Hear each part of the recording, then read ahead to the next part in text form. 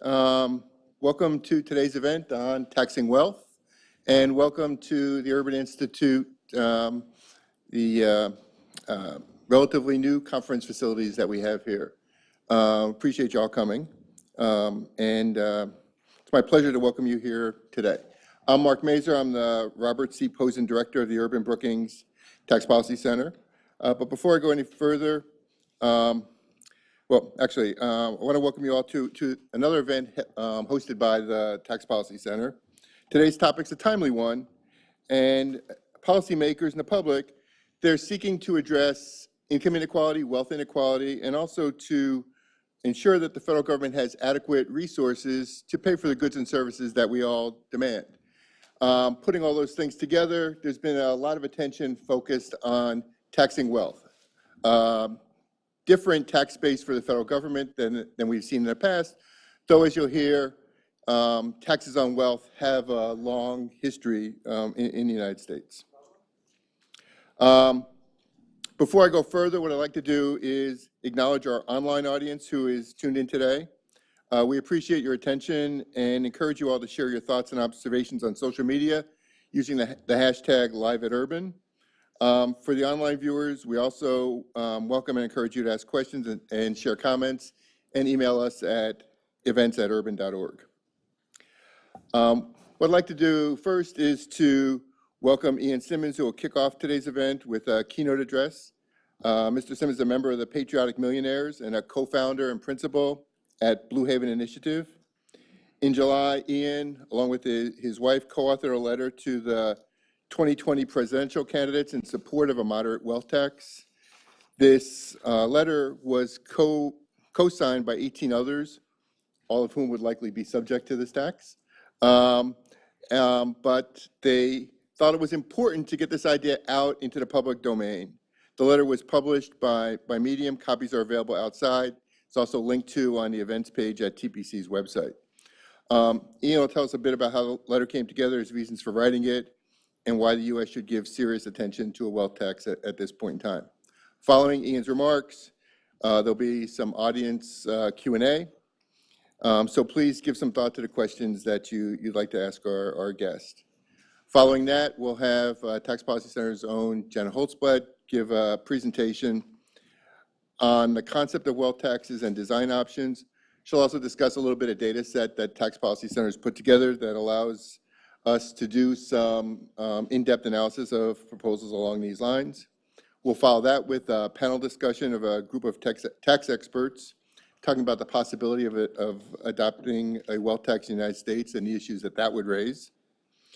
And that'll be the focus of the event. There'll be a chance for Q&A at the end of the panel discussion as well. So with that background in place, let me turn the podium over to Ian Simmons and welcome him to the stage to formally start today's event. Thank you.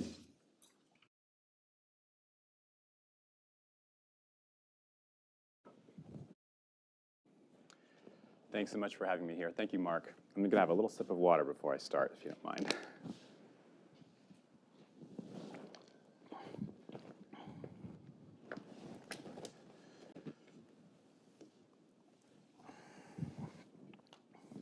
All right. Thanks again, Mark. Thanks to the Urban Brookings Tax Policy Center for having me here today. It's a particularly humbling honor to be here as a keynote speaker because 27 years ago, I was an intern in DC for the late Senator Paul Simon, and the subject that was my domain was tax policy. So to go from intern to keynote is a little bit of a straight shot, but I hope some of our perspective as folks who would pay more is beneficial to this conversation. So thanks again for having us. It's a particularly exciting time in the, this is the title of our talk today, is it actually good for us as well as everybody else? It's a particularly exciting time, of course, as many of you know, it's now received 2/3 support, the Warren-style wealth tax from the American public.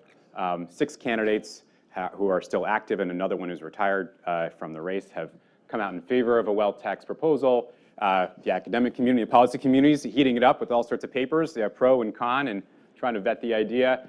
Twitter's lighting up with folks like Gene Sperling validating terrific papers like Lily Batchelder's and David Kamen's that came out recently.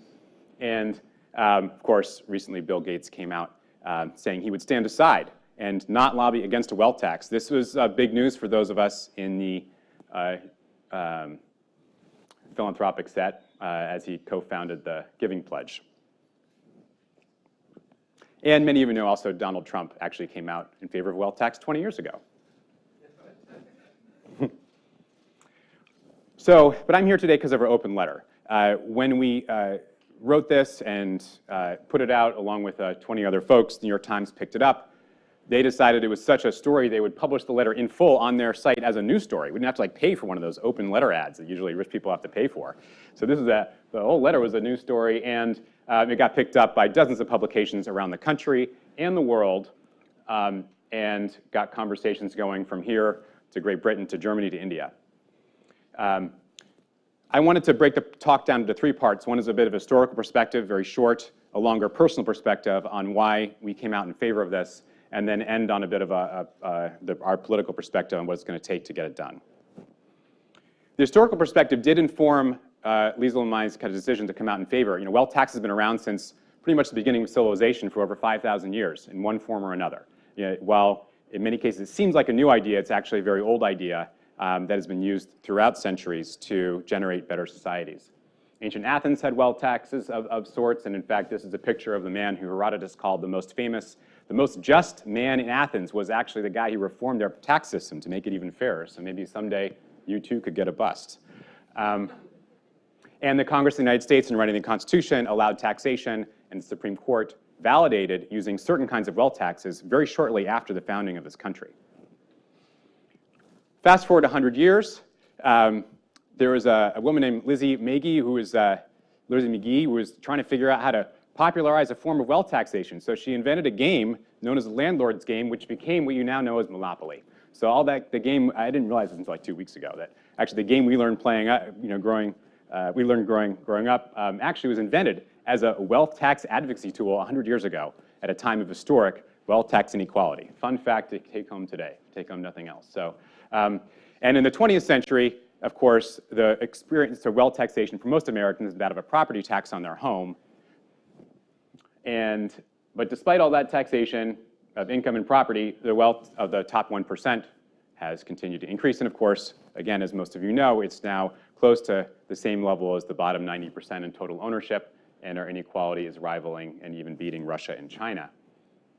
What was particular concern to some of us was that even with this inequality, we've even had continued worse results as a country of falling behind Japan, China, and France in terms of life expectancy, which is a great proxy for overall success.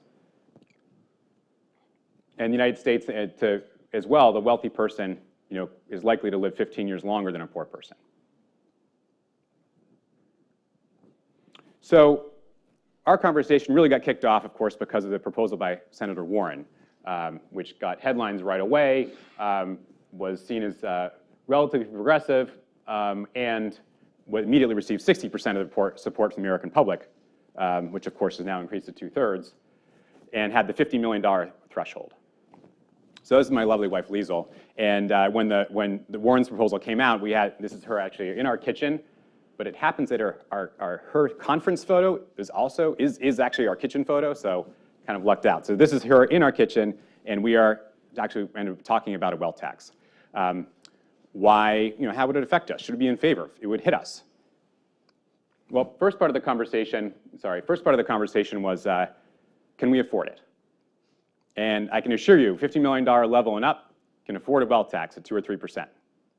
At that level, we have housing covered, we have education covered, we have healthcare covered, we have even future kids' healthcare, health, and education covered, and your grandkids covered. As long as you don't expend ridiculously, if you have a decent financial plan, you have wealth in perpetuity for your family, barring a world war.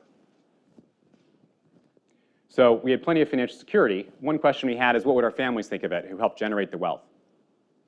This is Liesl's grandfather, A.N. Pritzker. He was the son of immigrants and built, along with his family, brothers and sons, the Hyatt hotel chain and the Marmon industrial conglomerate, which sold to Warren Buffett.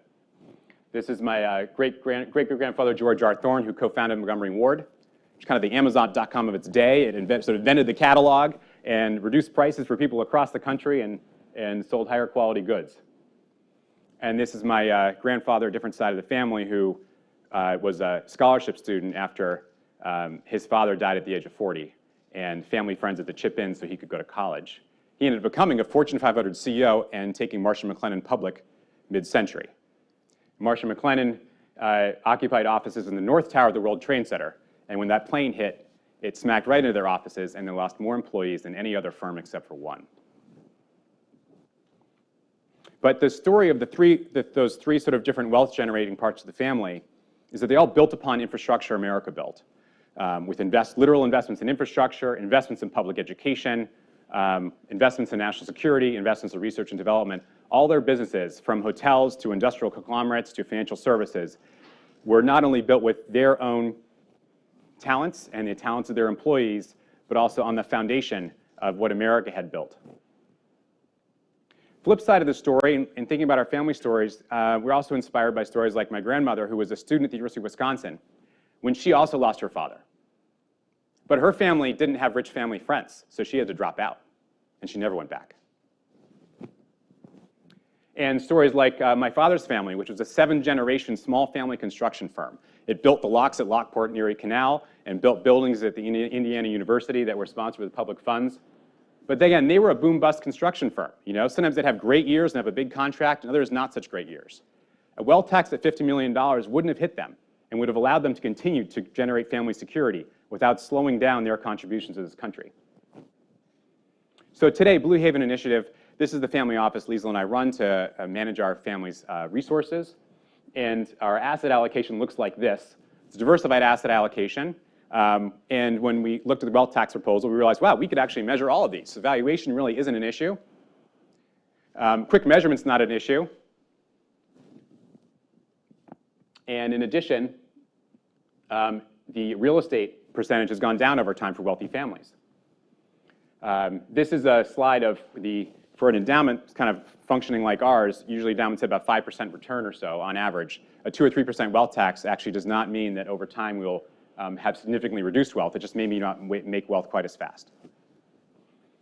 And at the end of the day, it's really a kitchen table conversation. This is actually our kitchen table, and we have a couple of daughters, and a big question is, what would we say them, not just what would we say to our ancestors? Again, their resource needs will be covered.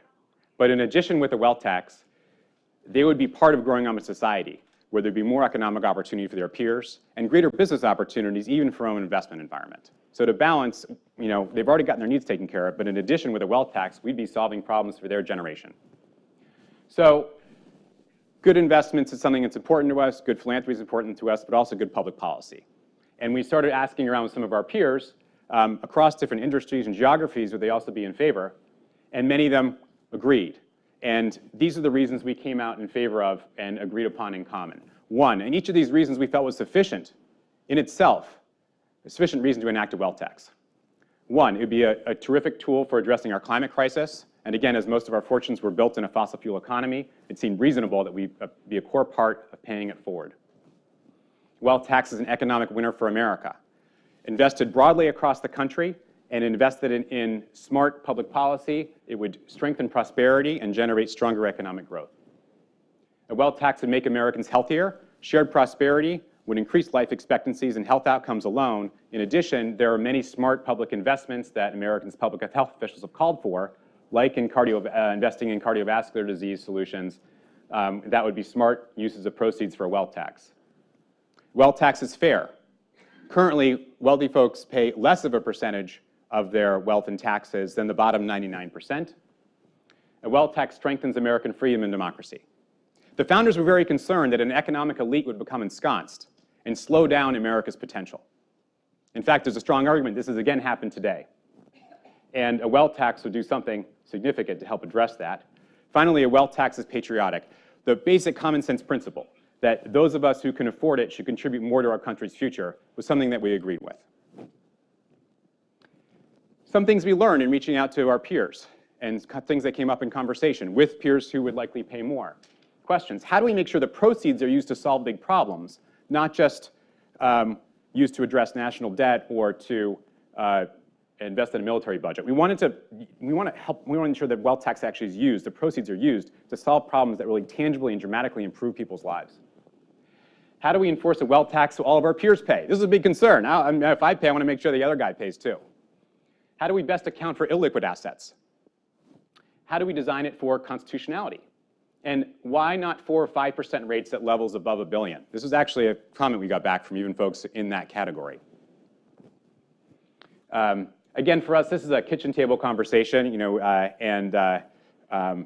for us, when I was like writing the speech this weekend and developing the talk, my daughter kept coming up to me, interrupting me, and wanting to help out, and she can't really type. So I was like, that's going to be challenging. But I did talk to her a little bit about what wealth tax is about in principle, and she's like, oh, so you know, this will be helping people. That sounds good. I can imagine us having this conversation with her at 4, at 14, when she's 40, and her still understanding why would be investing some of the assets we held as fiduciaries for her future in the country. But we can't do that on our own. We actually need the country to ask us for those tax dollars. You know, but when you're running a trust, you can't just like write a bigger check to the U.S. government. We actually need the U.S. government to require us to invest more in the public interest. So going forward, where do we stand today? Those of us outside Washington understand Washington's a challenging place to get big things done. It's a very small percentage of folks give most of the political contributions. And most of them are wealthy people who would be affected by the wealth tax. It's a list of the top 20 political donors in the country. I can assure you that almost all of them will be affected by a wealth tax. Some of them, of course, were co-signers already, which is cool. And as research by Ben Page and Martin Gillens has shown, when the interests of the super wealthy diverge from that of everyday Americans, sometimes policy is much harder to enact. In fact, it rarely gets done. But on the plus side, again, Bill Gates coming out in favor, the candidates coming out in favor, 2/3 of Americans coming out in favor, majority of Republicans coming out in favor, majority of millionaires being polled as in favor. The popularity is historic for a big policy idea. Our recommendations to the policy community would really dedicate revenue to tangibly and dramatically expanding opportunity for present and future generations. That should be the center of the debate, how best to use the proceeds. Consider going beyond 3% rate above $1 billion in assets. Partner with practitioners outside Washington to help improve wealth tax proposals. You know, many of us we ourselves are willing to, like, once we see a proposal, we can send it over to our trust and estate attorneys and our accountants and be like, hey, how would you tear this apart? You know, let's like troubleshoot for loopholes. A lot of us who would pay more are willing to partner because also we want to make sure the enforceability is right. And we encourage you to persevere. We encourage the policy community to persevere to get this done. Why persevere? Again, it's super popular across human history. The concept of taxing wealth is well understood and widely used. It's productive. It's a very efficient source of funds to accomplish great things. It's pragmatic. It's a very politically sustainable solution. And because of technology, it's never been cheaper to do this. People point out a lot of problems in assessment, et cetera, but because assets have been basically digitized in how we account for them, it's going to be so much cheaper to implement this thing than we've ever tried in the nation's history. So there's a huge opportunity to do this very cheaply. It's also patriotic. It does ask, again, Americans who have been most financially successful to contribute more to the financial success of the future of the country. And again, it's popular today. I'd like to close with a bit of a historical anecdote. In Washington over 100 years ago, there were many folks concerned about the problems with US tax policy. Tariffs were not an efficient ways to raise revenue, and we needed to do something more. Well, Congressman Underwood, yes, the namesake of Frank Underwood of the Netflix TV show, but he was the good guy, and Edward Seligman, who was a professor at Columbia, and the son of a wealthy family, actually, a wealthy merchant banking family that competed with JP Morgan. They were among those that led the charge to enact the income tax and made it possible. So big changes in policy are possible, especially in taxation. It's been done before. It's needed now. A wealth tax would be a good policy for the long-run future of the country, and it's never been a better time to try to get one done. So we encourage you to do all you can to make your best assessment of the best way to do it, and partner with us and others in accomplishing what would be an historic feat for the country and historic good for Americans. Thank you.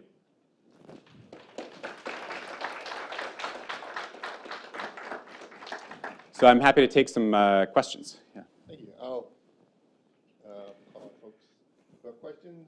Just raise your hand and we can get a microphone over to you. Yes, in the middle there. you very much. I'm Susan Olson. So the other proposal out there is to change the capital gains rate from 15 to 20% depending up to ordinary income. How does this same group feel about that? Would they rather have, if they're going to come after the ultra wealthy, would you rather have this 2 or 3% tax versus changing the capital gains rate? Yeah. Well, so I can speak probably for Liesl and myself, or at least myself. The other 20 other folks, we spoke together in that letter. So, and the letter didn't address alternatives much. But in terms of capital gains, first, it really does affect small business growth and development. You know, a lot of folks develop a small business and sell it at 10 or 20, 30 million bucks or whatever it is, even 2 million, and trying to ensure that they're able to generate their wealth and also make sure, you know, everyday American middle-class investors aren't hit first. You know, in the letter we talked about, let's have the first, you know, the next dollar of tax revenue come from the most financially fortunate, and a wealth tax with a high threshold ensures that. So that's one piece of it. The second thing is the principle of just equally taxing all assets the same makes a lot of sense from an investor perspective. You know, so it makes fewer ways to game it over time. So the simplicity of the 2 and 3% proposal, or others have proposed 1 and 4, depending on what levels. That simplicity has a lot of virtue when it comes to long-term enforceability and long-term compliance. Lastly, the capital gains piece doesn't really address the huge inequality we have today.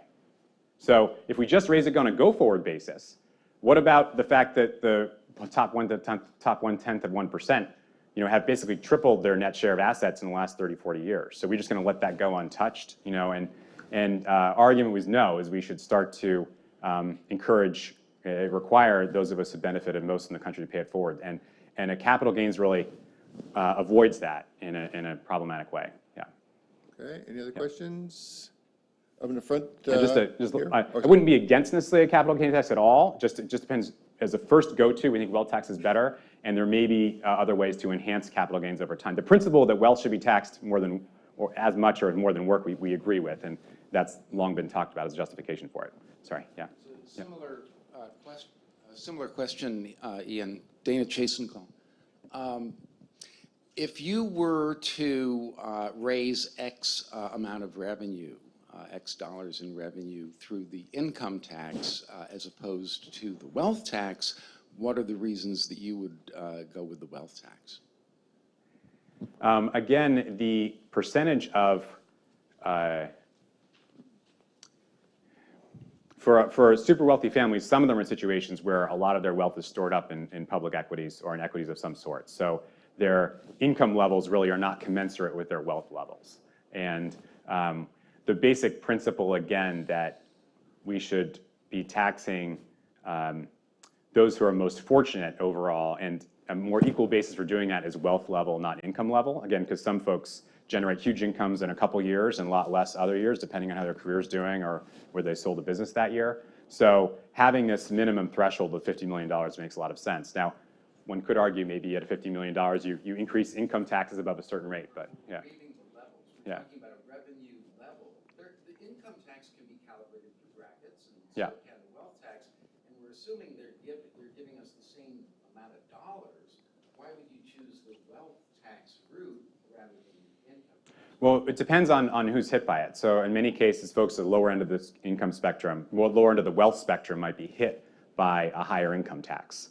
I think it's one reason why many folks are more supportive, and Republicans are more supportive of wealth tax than they are of higher income taxes, because many of them anticipate that they or some members of their family might have some good years of income, and they don't want that to be their ability to generate wealth be hurt.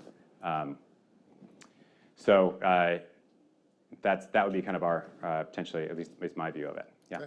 Okay. Gentleman in the striped shirt here. There's a microphone coming. If you could identify yourself. Okay. Thank you, Mitchell Fishman. I'm very sympathetic to the idea of a wealth tax, but I'm confused by your presentation that you make the first reason to impose it to tackle the climate crisis, which is a use of proceeds rather than a source of revenue. And the polls that have been taken, I believe, about the wealth tax do not ask people to approve of how the proceeds would be used, so they don't necessarily support your proposition. I wonder why, and yeah. Furthermore, many people might think that education or alleviating poverty or other desirable goals are equally or perhaps more important than climate remediation. And so why do you lead with the climate crisis? That seems counterproductive. We led with that point in the letter because it's a current crisis we're facing, and additional revenue is probably required in addition to some policy remedies. But each of these reasons stands on their own. Our argument for strengthening the economy, we do lay into the importance of investing in childcare and education, and these could be great and popular investments to do that. We also don't feel like our position as just wealth holders to say what public policy should be. I think the bottom line takeaway is we want the use of proceeds to be used towards bold, tangible policy solutions that improve people's lives, and that would generate even more support from those who would pay it. See, in the jacket, the white jacket, yes. Thank you. I'm Arlene Holan, Technology Policy Institute. I'm wondering why, as objects of spending, you don't include paying down the deficit. So some folks I talked to in talking about the letter do think that's also a good use of funds. It potentially is a legitimate use of funds. In terms of political support for it, directly investing to improve people's lives is a little more tangible for a lot of folks, and it's needed. You know, there's currently human lives are being lost right now because we're not investing in equal education or equal healthcare across the country. So save lives today. There are other ways to raise funds to reduce the deficit. This is a bold new policy proposal. We think attaching it to clear outcomes that a majority of Americans think would be beneficial is a stronger use of proceeds. Okay, over here, somebody on this side of the room. Hi, Rick Newman with Yahoo Finance. You said of the people you reached out to, some of them were happy to get on board with this, but obviously some were not. So my question is, what kind of resistance did you get to this idea, and what would the fight look like if this were to become actual legislation? What would the resistance look like? I think it's a great question. Many of the folks who reached out to, again, hadn't fully considered the proposal yet. It's sort of new in public debate, and some of them wanted to understand exactly how would illiquid assets be taxed and valued and figure all the details out for them. So some were resistant to sign, partly just because they hadn't had a specific enough proposal that would address their specific financial situation. So we look forward to going back to more of them once the proposals are on the table that are even more specific and talking to them about that then. I think the resistance to signing it will look like death by 1,000 cuts, where people talk about how all these little technicalities are difficult. And our view on this is we're actually concerned this is happening in some sectors. And our attitude around technicalities is, well, then propose a solution to solve it, as opposed to saying, oh, this is a little bit difficult. You know, we sent folks to the moon 50 years ago. That was much harder than this. And it was 50 years ago we accomplished that. So we can figure out the technicalities around a wealth tax, especially in a digital age when it's easier than ever before to figure this stuff out. There's also been a lot of advancements in behavioral science that should be drawn upon to help make it easier to implement as well. So we're encouraged by the possibilities for achieving it. We're concerned people will float technicalities as a way to advance friction in this. A second part of the political resistance is that because it's so popular, it's going to be hard for a lot of folks to directly attack it because as a terrible idea. And instead, politicians, just slow the works on this, and a lot of institutions in DC are funded by large donors and funded by folks who might not see as their interest, so it just becomes a little lower priority, and it becomes a lower priority over time. It starts to feel like it has less energy and it gets off the table. And we think we need to encourage people to dive in right now within this moment to work out the technicalities and design a strong solution around the wealth tax. So if you have got a technical issue with it, try to figure out how to solve it rather than use it to try to bring it down.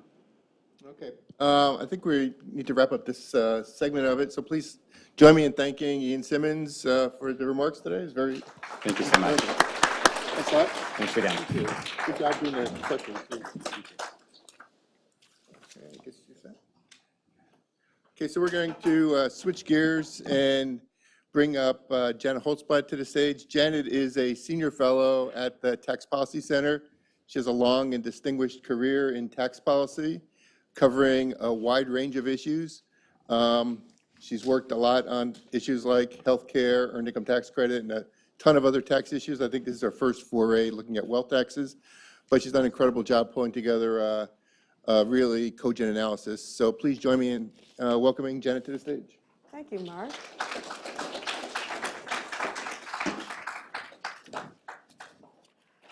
Well, Here I am.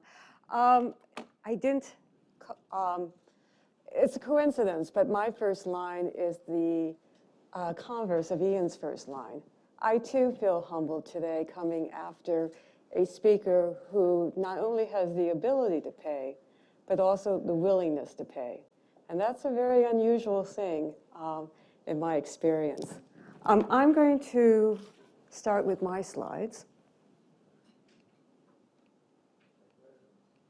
Am I going in the right direction? Okay. Well, while I'm, okay. All right. So this is perhaps a very familiar chart for many of you. I call it the chart that's launched 1,000 proposals. It is from the research by Emmanuel Saez and Gabriel Zuckman, professors at Berkeley. They trace wealth inequality. This is for the top 0.1% of Americans. And it shows the rise then the fall and the rise again of wealth inequality as shown by the holdings of those of the top 0.1%. Most markedly is the low point in '78 for the wealthy, with concentration of wealth at about 7% of wealth at the top of the wealth distribution, going up to 22% by 2012. All right, and so as Ian has referred to, this has become very much talked about in the current presidential campaign. There's the Warren proposal, as of 10 days ago, the Sanders proposal, and there's the former mayor, well, he's still mayor of New York, but the former presidential candidate, Bill de Blasio. And of course, there's many other proposals out there to raise taxes on the wealthy, ranging from changes to the income tax to changes in the estate tax. And so why has there been support? Ian has talked extensively about it. Coming from my perspective, when I started reading articles about wealth tax, I was sort of hit by arguments that weren't familiar to me as an economist, but perhaps if I was a political scientist. And the first argument I was reading is one that didn't point to the end result, what the wealth tax could be used for financially. It talked about how the wealth tax could curb the accumulation of power by those who were the richest. A second argument has been that more in the tax world is ensuring that the wealthy pay their fair share of taxes.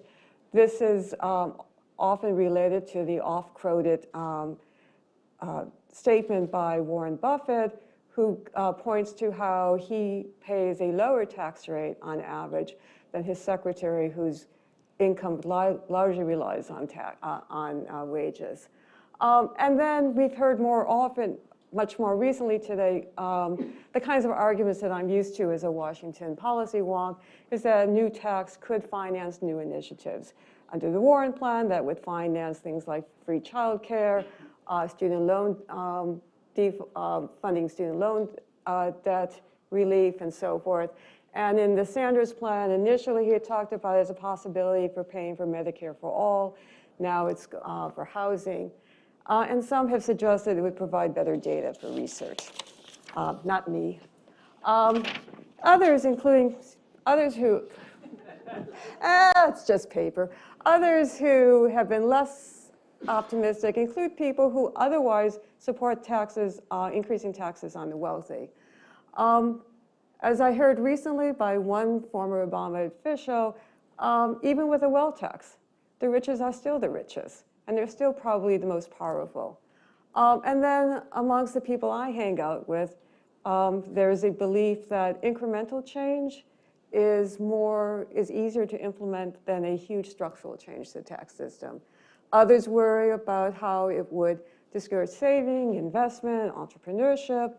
And then I think an important argument in the case of today's campaigns is whether or not a wealth tax would raise as much revenue as is hoped. And if it doesn't, can it meet all of the campaign promises that have been made? Wealth taxes, of course, are not entirely new in the United States. At the local level, we have a form of wealth tax in the form of property taxes.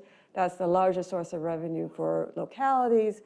We have wealth transfer taxes that apply to estates and gifts, particularly affecting those at the high end of the income distribution.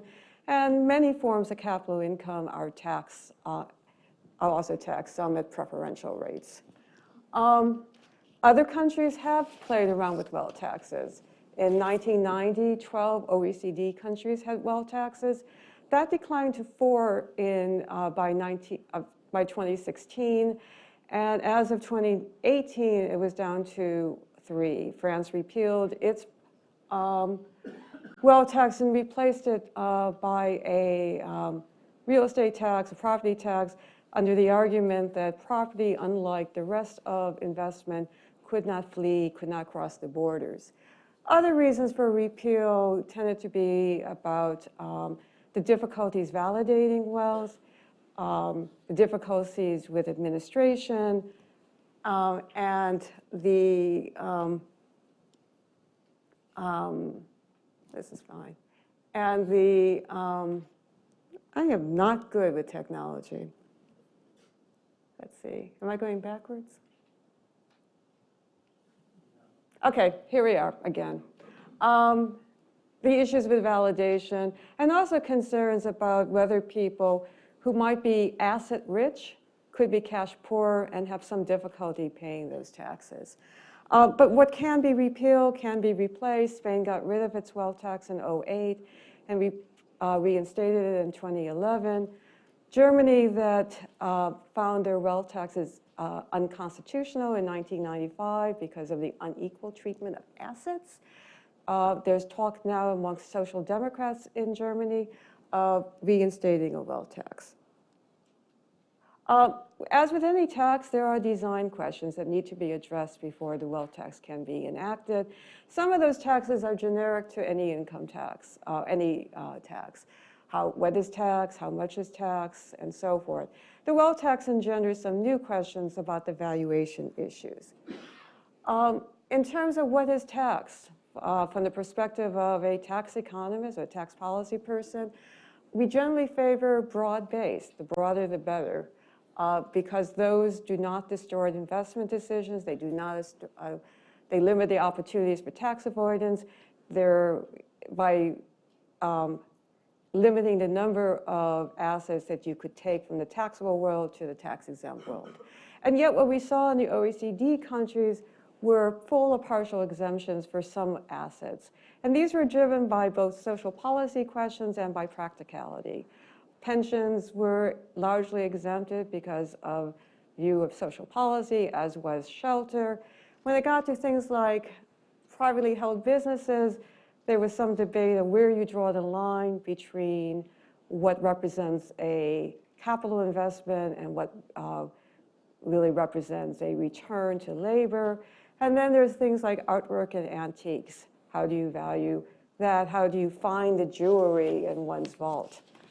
That one I know about. The other question then is, how is wealth measured? And that is somewhat different than questions that we have faced with the income tax. It should, in theory, be valued at the market value, gross assets minus liabilities and what you could get for them in the market. That's pretty straightforward, maybe, for things like stock and bonds. Those are traded every day on the market, sometimes every night.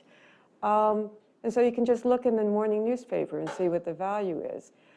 The challenge, though, is that unlike income on those assets that accumulate during the year, and you can look at the end of the year and see how much was earned, things like stocks and bonds, their value changes from day to day. Do you value it on the day when there's a boom in the stock market, or do you value it on the day that it crashes? Or do you come up with some average over the course of the year?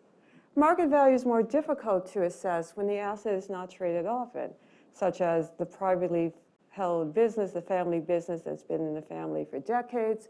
When the value is intangible, if, say, that long-term family business specializes in the branding of its name, or it's not very visible, as in the jewelry in the vault, which I keep coming back to. The other question then is, what should the rate be? A 1% tax on wealth in excess of some amount sounds small. 1 is small. But you need to consider what it does in terms of tax burden, in terms of its income equivalent. And two factors affect that calculation.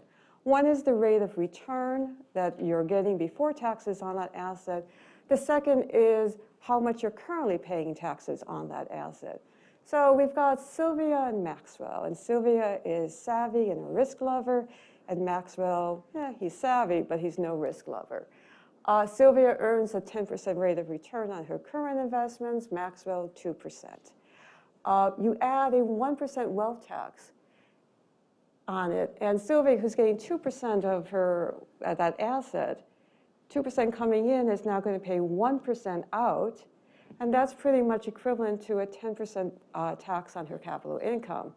Maxwell at 2%, 2% coming in, is now paying 1% going out, and that's equivalent to a 50% tax. Now you have to, as I say, consider that on top of what they're paying already on income tax. If the money that Maxwell's receiving, and it sounds like the case, is coming in the form of interest income, then he's already paying a rate that could be in excess of 40% on that income. But Sylvia is sitting on her asset, and she's not selling it. Capital gains are accruing. She's deferring tax on it. So she's practically paying zero, and so the 10% tax is a addition or a new tax for her.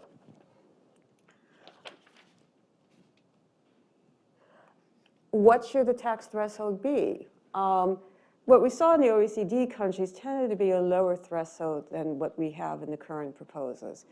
And what sometimes happens with those lower thresholds is, as I mentioned, is the asset rich, what we used to call the house poor in my neighborhood, but the house rich, but they're cash poor. They're sitting on their asset. They don't have sufficient, by their standards, they don't have sufficient cash to pay that tax. And some ways that other countries have dealt with that is putting a cap on the amount that they're paying in combination, their wealth tax and their income tax. That was the case in Spain. All right, what did I do now? Okay, we're back. And then, as with every tax, the question is, can avoidance and evasion be minimized? In the case of avoidance, the question is, how do you limit the amount of money that can be moved within a family across family members? How much can you restrict the amount of money that moves outside the family, but in still areas that the family controls, such as a family foundation where the investor still makes decisions on how the money gets spent, and then the question of how money leaves the country. With respect to the families, you can require, for example, that the dependent's wealth be included in the parent's wealth. In the case of foundations and trusts, you can put in some rules in place that will restrict what is taxed with respect to the family control. And on the money leaving the country, as in Senator Warren's plan, there's a 40% exit tax on the money that departs. Evasion is also, I'm sorry. I didn't practice ahead of time. Evasion is something that we know about. And the recipe for curbing evasion is the same for all tax proposals and, in fact, for any kind of compliance issue in the law. You expand the capacity of the authorizing agency to third-party data to be able to independently verify what the income or the wealth in this case is. You impose penalties, you increase those penalties, and you increase IRS enforcement. The hurdles, though, can be higher for wealth taxes than for other taxes because, one, there are limited IRS resources. Those resources have been on a historic decline in the last decade, with IRS budget declining in real dollars by 24%, enforcement by 28%. But what's especially noteworthy in this case is the large reduction that we've experienced in the IRS for the number of skilled examiners. They've gone down since 2010 from 20,000 to 12,000. Typically, we assume that it's going to take at least 3 years before a new examiner is up to speed. In this case, likely longer because this is a new thing for the IRS, assessing the amount of wealth.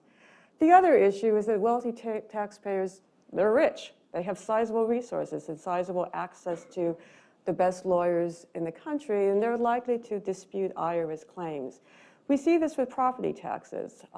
Studies in Chicago and most recently in Syracuse, New York, show that the wealthy are more likely to appeal the assessments that have been made against their property, and hence the tax burden on them becomes less and less over time relative to those with less resources. The thing that has been interesting this summer, well, given my background, it's interesting, is that a lot of the controversy about wealth taxes has not been as focused on the issues. There's less discussion, for example, about the constitutionality of a wealth tax or its effects on the economy, and a lot of discussion, perhaps even a street fight, amongst public finance economists over how much a wealth tax would raise. And whatever other issues they may have, conceptually, the disagreement amongst these champions has had its basis in three questions. Question number one is, how much wealth is there in the United States? It seems like a straightforward question, but doesn't exactly have a consistent answer.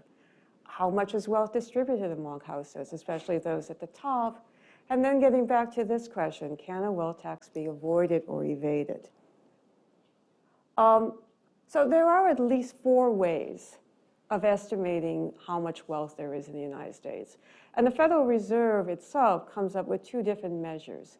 One is released every quarter. That's coming in the financial accounts, formerly known as the flow of funds. And that's based on macro data in the economy that they know about the total amount of assets in the country. And they back out as a residual how much households are receiving. The second by the Fed is based on the Survey of Consumer Finance that occurs every 3 years. And that is based on a survey of about 6,000 families. It's incomplete, though. It omits the Forbes 400 for confidentiality reasons. We could all identify them if we had that data. And it also excludes some pension wealth as well.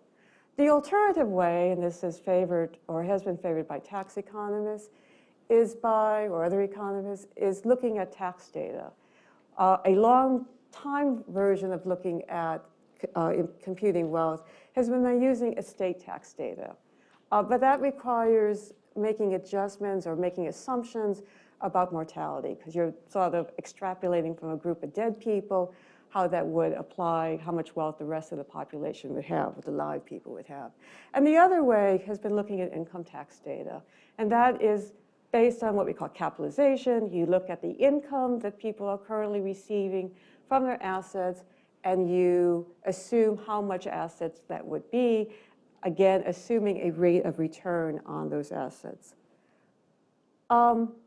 So this looks at different estimates of how much wealth there is in the United States. And the bottom line is the most important for me because it's our estimates of how much wealth. It looks at 2016. And the first 3 lines come from Federal Reserve economists. The first one is from the financial accounts. That data comes out quarterly. For 2016, they have $92 trillion as the wealth. The economists in another section of the Fed, using the Survey of Consumer Finances, come up with an estimate of $27 trillion. Now, these are not exactly the same numbers because the financial accounts includes the Forbes 400, which is about 2.6 trillion that year. It also includes all pension benefits, which are excluded from the SEF. So another group of economists, including overlap between those 2 groups, came up with a measure that they took the Survey of Consumer Finances and they made adjustments to it to make it more in alignment with the financial accounts. They threw in the Forbes 400.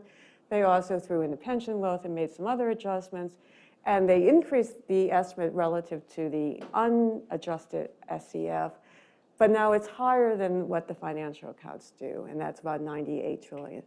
And what you can't see on this is what the Tax Policy Center has estimated. We too start with a survey of consumer finances. We add in the Forbes 400 and the pension income, and we make some other adjustments, and we end up at about 102 trillion in terms of our estimates. The next thing is the concentration of wealth. And that top line is the one I showed at the beginning. It's the estimates by Simmons and Zuckman, and they use the capitalization from the income tax to do that. And the other two are from some economists at the Federal Reserve. I'm picking on them today. And they too show the same trend in terms of increasing inequality at the very top, but there's a gap by the time you get in 2013 as to what that share is. So in the case of Simmons and Zuckman, it's 22% going to the top 0.01%, but their estimates can take you to 15%. It's still high, but as a revenue estimator, it's a challenge in terms of what your base is for the wealth tax. And then the issue of evasion and avoidance, issues that are close to my heart. I cannot see, I mean, even if, in my view, and I've convinced others, if you even did not have a wealth tax, what would you expect for people to report on their tax returns for the amount of wealth they have? I believe that what they would report on their tax returns would be consistent with what they would report for their income on that capital. If for no other reason, then they would want to avoid suspicions from the IRS about the income they're reporting. What we know from IRS studies, and this comes from the most recent, but it's the same kind of information that we have seen from past IRS compliance studies, is the extent to which income is correctly reported. Wage earners, that income is reported fairly correctly. There's withholding, there's W-2s, about only 1% of wage income is not reported. But as you move up or move down in terms of information reporting, the amount that is accurately reported goes down. And so when you get to things like partnerships, capital gains, sole proprietors, less is reported. For sole partnerships, maybe 16% is not reported. You get up there to the farm and non-farm proprietors, less than half is reported accurately. And so I would believe that even, again, if there were no wealth tax, we would expect that people would also underreport the amount of wealth that they have on their returns. So now you impose a wealth, and why that really matters is because for the portfolios of the very wealthy, their portfolio, unlike those at the lower end, less than $1 million, their portfolios are largely driven by ownership of those privately held. For the rest of us, it's our homes and our pensions. For that high income, high wealthy group, it's not that, it's the privately held businesses, which we see has been difficult to get measured accurately on income tax returns. With respect to the avoidance issues and the evasions issues that would arise now with the implication of a wealth tax, there's been studies of various countries in Europe and in Colombia, South America, that have looked at the impact of a wealth tax. And they generally find that the wealth tax does increase avoidance and evasion. The impact, how much it affects it varies, so that it can be, in one study, less than 1% in terms of increase of a rate of a wealth tax of 1%, a less than 1% reduction in net wealth reported. Another study in Switzerland found the effect could be as high as 34% less wealth being reported, compared to, relative to a 1% increase, a 1% tax. I'm not sure, though, those studies are particularly relevant to the United States. They're looking at countries that had more opportunities for avoidance than the kinds of proposals that are currently being discussed here. That could mean those estimates are high relative to what could occur. But those studies also look at wealth taxes that are incremental. You have a wealth tax in place, you're showing an increase. The imposition of a new tax may have a larger effect. So we looked at estimates. We did some estimates here at TPC with respect to if you had a wealth tax, how much could they possibly raise? all of these taxes have broad bases. They differ in terms of the rate structure. They all begin with a 1% tax. In the case of the first threshold, the first option, they kick in on wealth in excess of 20 million, 40 million filing jointly. The next one adds a second tier where it bumps up to 2% of wealth in excess of 100 million. And then the third one has the tax at 100, has the initial threshold at 100 million, going up to 2% on wealth in excess of $1 billion.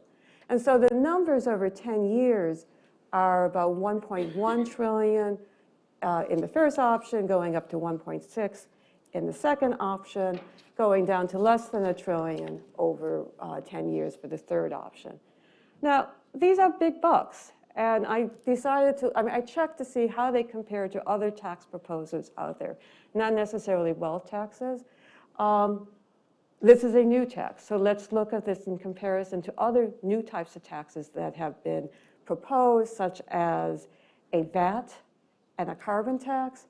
According to estimates that appeared in the CBO value and deficit reduction a couple of years ago, a VAT on a narrow base, a 5% VAT, excluding things like food and housing, would raise about 1.9 trillion over the 10 years.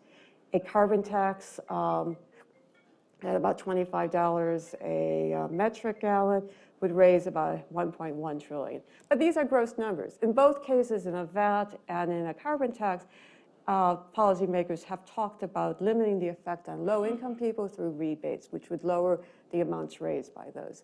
And then the other possibility would be increasing the amount that the wealthy pay on Social Security taxes, making taxpayers with earnings over $250,000 subject to a Social Security tax, would raise 1.2 trillion over 10 years, and also lengthen the lifetime of trust fund by 13 years. In terms of the distribution I think I have to go to training school.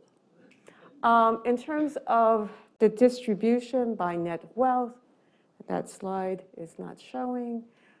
Sorry, it is showing.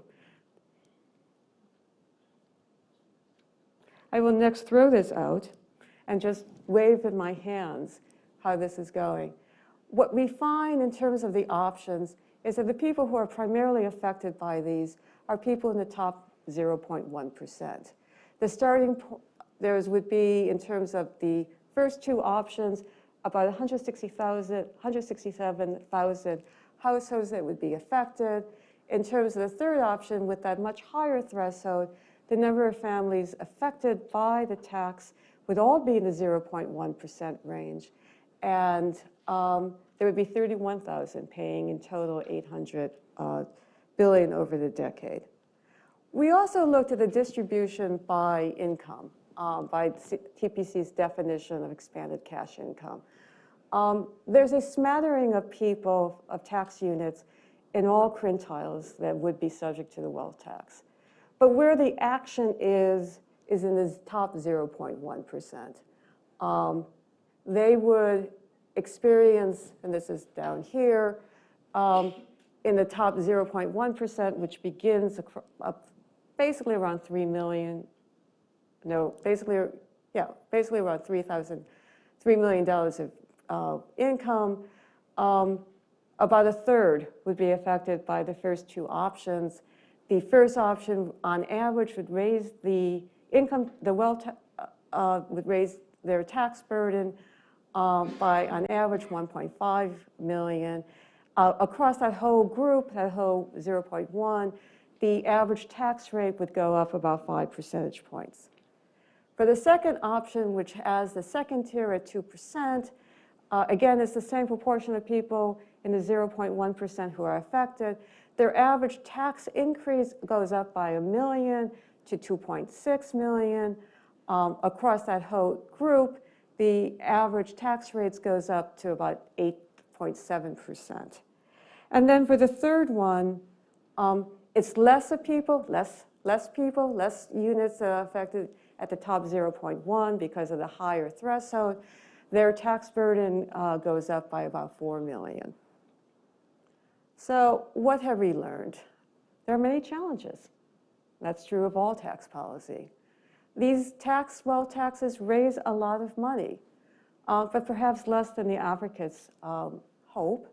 The estimates, however, do not account for three things, two of which can go in one direction, one in the other. In terms of the estimates we presented here, they haven't shown anticipation effects, the type that we've seen in capital gains, where people may accelerate, in the case of capital gains, accelerate selling assets in order to avoid the burden of the capital gain tax increase. Certainly people who might be subject to a wealth tax could start doing avoidance the day that an advocate of a wealth tax gets elected.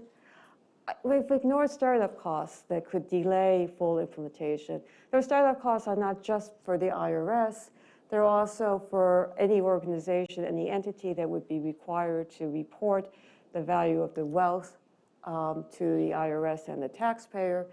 On the other hand, the estimates, as is traditional with the estimates done at JCT, Treasury, and here, is that we are assuming existing resources for the IRS. Throwing more money at the IRS, investing in the IRS, its computers and people, could increase the amount of revenue that would not be evaded and hence would be raised. And now I'm going to turn to our expert panel who can talk about many of these issues in a lot more detail than I have. So welcome, people. And there will be no more slides for people to mess up.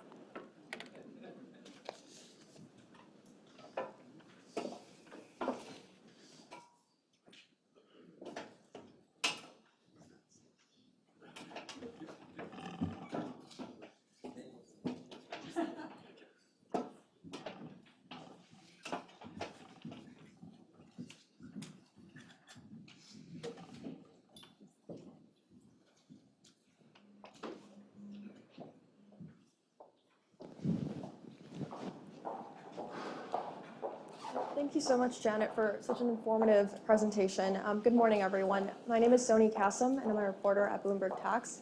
I'm joined today by four esteemed panelists. To my left, I have Alan Viard, who is the resident scholar at the American Enterprise Institute. Next to Alan is Beth Kaufman, who is a member at Kaplan and Drysdale. Next to Beth is Greg Leiserson, who is the Director of Tax Policy and Chief Economist at the Washington Center for Equitable Growth. And last but not least is Victoria Perry, who is the Deputy Director of the Fiscal Affairs Department at the International Monetary Fund.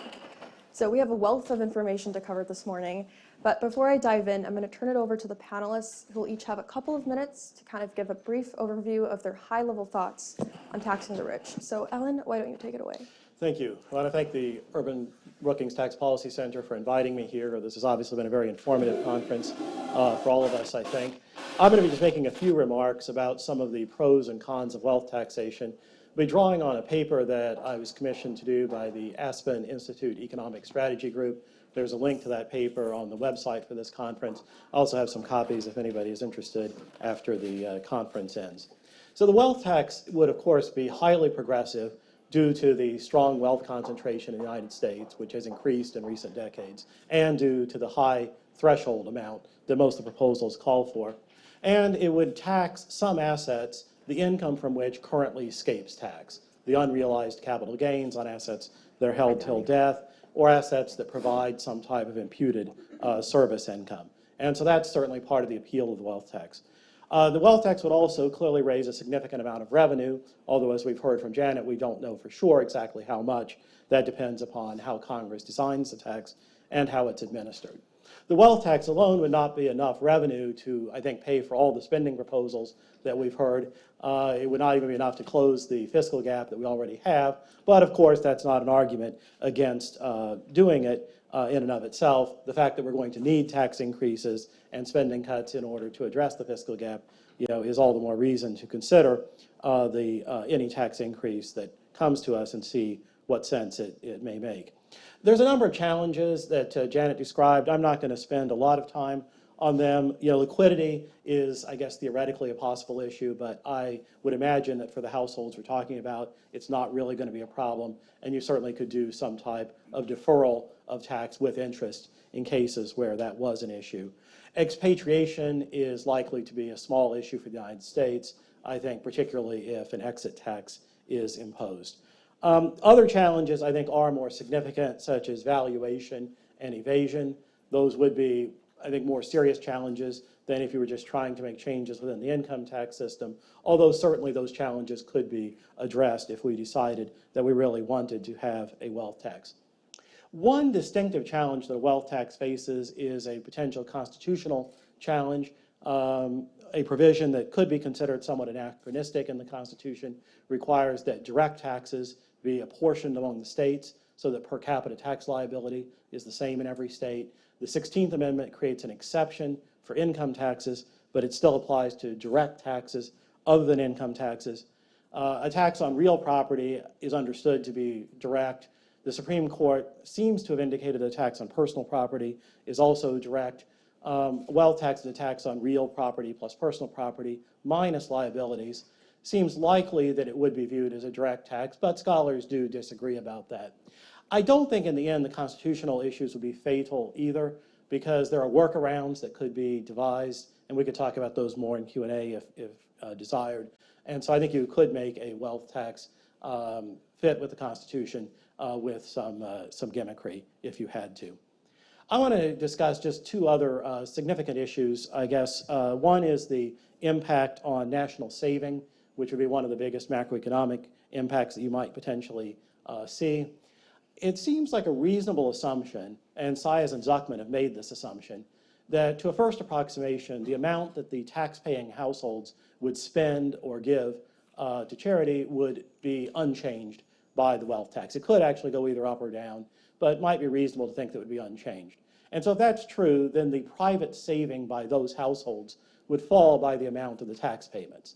Obviously, that decline in saving is an intended feature of the tax for most of its supporters. It means that the wealth buildup of that group is being restrained, which is what they want to do. So then what would happen to the national saving of the United States? Well, to a first approximation, it would fall by the amount of the tax payments minus whatever portion of the revenue was saved. And so some of the revenue could be saved through deficit reduction, although Ian mentioned that is not the most popular and not the most likely way to use the revenue. Some of it could be saved through infrastructure investment, and so we certainly might see that. So I think on balance, we would expect that the national saving would fall by somewhat less than the amount of the tax payments, depending, again, on what was done with the revenue. Now, that would tend to reduce business investment in the United States, although not by the full amount of the saving reduction, because funds would flow in from abroad through capital inflows, and that would mitigate the impact on investment. Another issue is how to think about the wealth tax rate. And so the first point to realize is that unlike an income tax, the wealth tax rate has to be expressed per unit time. So the rate is not really 2% or 3%, it's 2% per year or 3% per year, because that same tax is applied every year to the stock of wealth. Now, if a person is holding an asset with a safe nominal return, so say a bond that pays 3% a year in interest, then we can actually compute the income tax equivalent rate quite easily. If you have a 2% wealth tax, that's equivalent to a 2/3 income tax, because no matter what happens, the tax payment is going to be 2/3 of the nominal income that is being generated by that asset. Now, it is a bit more tricky if you have a risky asset. So suppose, for example, that an alternative to holding the 3% bond would be a stock that had an 8% expected return, but was risky. It might have a very high return. It could even have a negative return. And how do you think about that? Well, to a first approximation, the effective rate in income tax equivalent terms is still 2/3. If the taxpayer has the option to hold either the risky stock or the safe bond that's paying 3%, those returns must be equivalent in terms of the expected well-being that they're providing to the investor. And if they're equivalent, then 2/3 of them must be equivalent. And so 2/3 of the 3% bond return, which exactly matches the wealth tax, must have the same impact on well-being and incentives as a 2/3 stock on the tax return, on the stock return would have. So we can just use that as a simple rule of thumb to say that in income tax equivalent terms, these rates are actually very high. And in fact, 2 or 3% a year would be higher than most of the European wealth taxes were. I suppose you could look at this from the flip side, though, that taxes on capital income actually seem low when they're expressed in wealth tax equivalent terms. So you can think about this how you want, but you do need to understand kind of how these rates work. So in closing, let me just, I guess, mention my bottom line. I do think that you could make a wealth tax work, but I don't believe that you necessarily need it, depending on what your exact objectives are. If you believe that we need significant additional revenue and that you want to raise it in a progressive manner, there are alternatives for doing that. Notably, you could tax capital gains on a mark-to-market basis, where you pay tax as the value accrues each year. Or if the asset can't be readily valued, you wait until you sell it or you die, but interest is charged because you didn't pay it each year as you went along. And that would address, I think, a lot of the concerns that people have about wealth at the top escaping taxation. Furthermore, something like that is going to eventually be necessary anyway in order just to have an income tax system that works. So I think that you can really meet your objectives of having progressive revenue without having to turn to a wealth tax. But let me just say, there is a viewpoint which says that you really want that small group of maybe 75,000 or so households who have extremely high wealth, that you really believe that they should pay the bulk of this new fiscal burden. And certainly if that is your objective, then I think you do need a wealth tax, and you could make it work if you had to. But I believe that some of the broader goals that we have heard expressed about revenue and progressivity could be attained without the wealth tax, and it would be simpler to do so in order to avoid some of the new challenges and complications that it would pose. Thank you. Beth? So I'm Beth Kaufman, and if you think back to Sesame Street, where they used to do one of these things is not like the other, I am the thing that's not like the others here. I'm actually a lawyer in private practice, and what I do in my day-to-day work is help wealthy individuals with estate planning and help them to minimize their estate and gift taxes. So the way that is relevant to this discussion of wealth tax is that there are obviously a lot of parallels between the estate and gift taxes and the wealth tax, where the wealth tax could be viewed in some form as kind of an annual estate tax. So the issues that arise are really, there are a lot of parallels with the issues that we deal with in our day-to-day practice and the kinds of issues that would arise with a wealth tax. So my areas of interest here are things like valuation issues, compliance issues, avoidance, the use of trusts, administrative challenges, the constitutionality, obviously, as a lawyer, that's an issue that is important to me. And also, what alternatives are there that may not raise constitutional issues that a wealth tax would raise, that would still address the distributional goals of those who would like to see a wealth tax? So I'm going to keep my introduction brief, but those are the issues that I would like to discuss in this panel discussion. Thank you to the Tax Policy Center for hosting us today. It's a pleasure to be here. The question of how a wealth tax compares to an income tax and how you choose between reforms to either of those has already come up a couple of times. And what I want to do in these opening remarks is provide a little bit of what I think of as the income tax context for the wealth tax debate. And the jumping off point here is that income takes very different forms at the top of the income distribution than it does for the rest of the income distribution. Over the overwhelming majority of the income distribution, wages and other forms of labor compensation are the primary source of income. In the upper tail, business income and investment income are much more important. And for about the top 1% of households, realized capital gains and dividends account for about 25% of total income. And the relevance of this is that our existing tax system works much better for taxing wages and labor income than it does for taxing investment income, and particularly for capital gains. And the fundamental reason for that, which has already come up a couple of times, is that we rely on realization to tax capital gains, meaning that you pay tax when you sell the underlying assets generally, and that means taxpayers can choose when to pay tax. And because taxpayers can choose when to pay tax, that opens the door to a variety of tax planning strategies. The simplest, of course, is simply to defer tax and pocket the time value of money.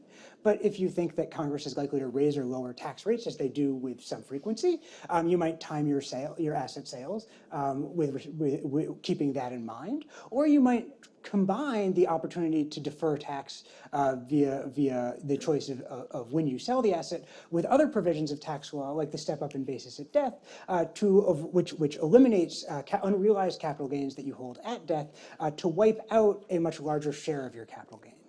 And so the reliance on realization, which sometimes gets referred to as the original sin of the income tax, opens the door to a variety of avoidance strategies. And this, I think, is what Alan was gesturing at when he suggested that, at some point we're probably going to need to do something here anyway. But so with this sort of avoidance context, policymakers who are looking to raise revenues, and particularly to raise revenues from relatively wealthy families, are going to see the reliance on realization and look for policy proposals or strategies that can minimize the role of realization and the avoidance that results from realization in the proposals they set forth. And I think that's why we're seeing proposals both for the explicit wealth tax and proposals to adopt mark-to-market accounting under the income tax. Because both of these types of proposals allow you to avoid or limit the importance of realization in undermining your revenue and the revenue raised from the tax proposal and minimize the burden, the excess burden that results from the tax. So that sort of sets up the stage for why we're seeing wealth tax proposals and mark-to-market proposals, why they're being seen next to each other, proposed in something of a alternative fashion. I think this setup also is a useful bit of context for when we think about avoidance and evasion responses to a wealth tax, because part of what we're doing, as Janet mentioned, people will try to avoid all taxes. It's a fact of life, and we are choosing between different taxes which open the door to avoidance in different ways. And so under a wealth tax, we might be concerned about questions about valuation and how aggressive valuations, meaning low valuations, allow you to reduce the amount of tax you pay. Under the existing income tax, people are looking to strategies around deferral as the means of avoiding the tax there. And so policymakers face a set of design questions, all of which relate to these avoidance strategies that result from different taxes, and you try to sort of minimize across the field of avoidance strategies in different taxes. And so I look forward to the conversation. Well, thanks to the Tax Policy Center for having me here. Before I start, I will just say that what I say reflects my views and not the views of the International Monetary Fund or its executive board or management, but rather mine and perhaps some of the staff. And my role here is pretty much to discuss experiences elsewhere in the world, as opposed to what might happen in the US. So Janet pointed out in her opening that the majority of OECD countries that actually had real net wealth taxes have repealed them. There were about a dozen, I'd say 30 years ago. At the moment, as of 2017, as Janet said, we had Switzerland, Norway, Spain, and France. France then, as part of the new Macron government, repealed the net wealth tax and essentially pared it back to being only a real property tax, and indeed a real property tax on very high holdings of real property with a $1.3 million euro threshold. However, it may be that interest elsewhere is reviving, and we can talk about why, but the co-governing now German Social Democratic Party, which is part of the coalition, last month proposed introducing a wealth tax, reintroducing a wealth tax in Germany with a very high exemption threshold, 2 million euro, at a 1% rate with, in fact, for billionaires, a 1.5% rate. Interestingly, Germany has a quite unequal distribution of wealth compared to many other European countries. And recent polls showed that almost 60% of the German public favored this plan. Not sure whether that included the people who might be taxed or not, but that was the polling result. And not a full net wealth tax, but Belgium just recently in 2018 also introduced a wealth tax on securities only, which is kind of interesting in the sense that Belgium has gone for the financial intangible base at the same time that France was deciding that it wouldn't do the intangible base, it would just go for the real property base. We can talk a little bit about administration of those taxes later.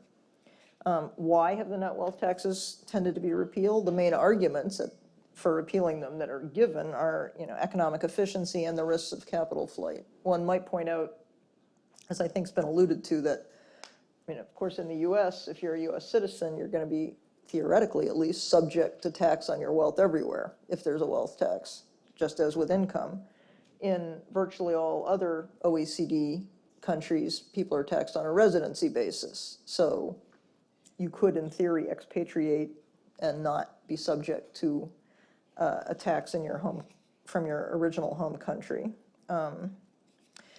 But capital, some of the reason is that for the repeal is that capital, of course, has become more mobile.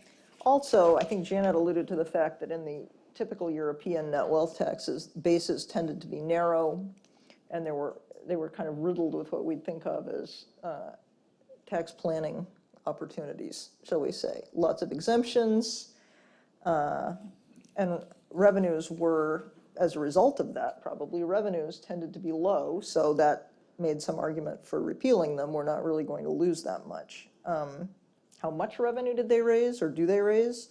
For the remaining OECD taxes, 0.2% of GDP in Spain, 1% of GDP in Switzerland. Switzerland is a real outlier, and that's 3.7% of all of Switzerland's tax revenue. While Norway and Spain's revenues have declined over time, even though wealth and perhaps concentration there has increased. Switzerland and France, before it repealed the tax, maybe this led to repeal, who knows, have had increases in the revenue produced by the taxes as a share of GDP. But Switzerland is a very interesting case. Switzerland has low exemption levels, broad bases. There's a canton level tax, or it's a national tax, but the cantons at least set the rates. It has a very high share of wealthy people, many of whom have moved there. And despite the wealth tax, it has one of the highest savings rates in rich countries. The tax rates by canton range from 0.3% to 1%, again, with very low thresholds. For example, Zug, the threshold's only about 100,000 euro. And Janet mentioned one estimate in Switzerland of negative impacts of the tax, but there's, in fact, as I read it, sort of mixed evidence on whether people actually move from canton to canton as a result of these, even though the rates vary by as much as they do. So I think one thing, and I'll stop here and we can converse, but one thing that's important to recognize with respect to the European taxes, and perhaps creating some impetus to reinstate, as in Germany, is the fact that enforcement really should be becoming much easier. Certainly enforcement's going to become easier if you eliminate the exemptions and actually use broad bases. But even leaving that aside, the US, of course, has FATCA, but the rest of the world, not including the US, has had, as many of you will know, for the last 5 years, 6 years, something called the Global Forum on Transparency and Exchange of Information. Almost most countries that you will know of, other than the US, belong to the Global Forum. The G20 has encouraged this, and the new standard that countries are supposed to adhere to if they join the Global Forum, and there are reasons that countries would feel they needed to join the Global Forum, is that there'll be automatic exchange of information, not even just exchange of information on request. This started out as, and this is taxpayer information, not made public, but exchanged between tax administrations.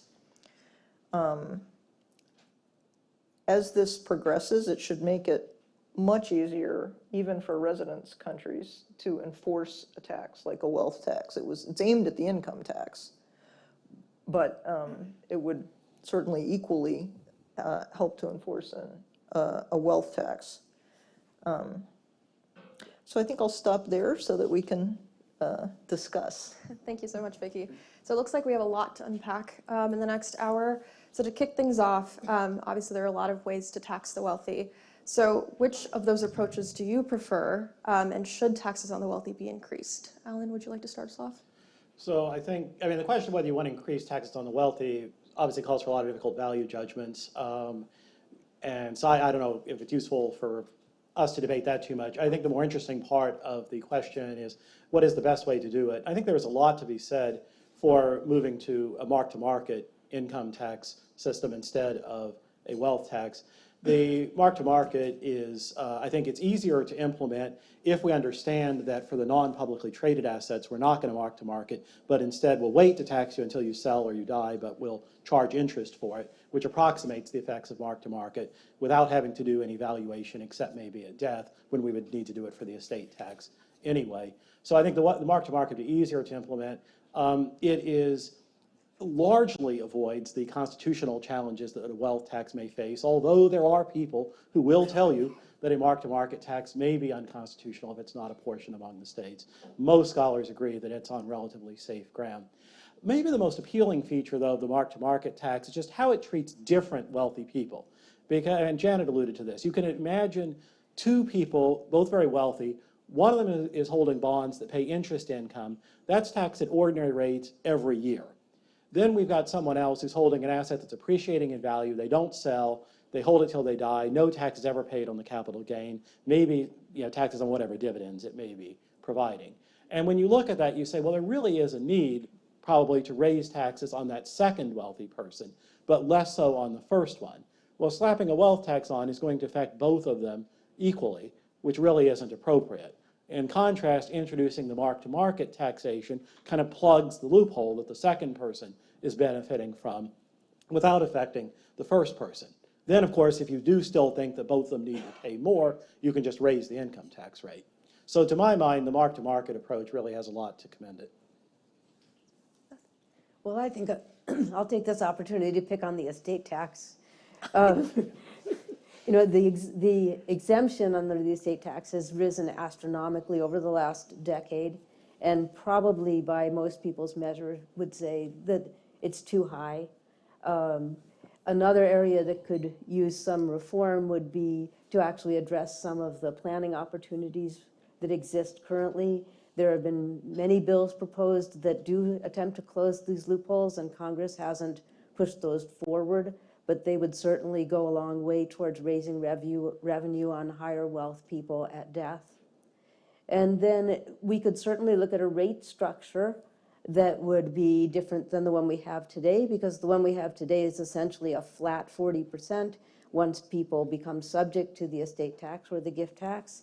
And you could certainly justify imposing some higher rates at higher levels instead of reaching the top rate at wealth of $10 million, which is obviously a much lower threshold than we're talking about on the wealth tax front.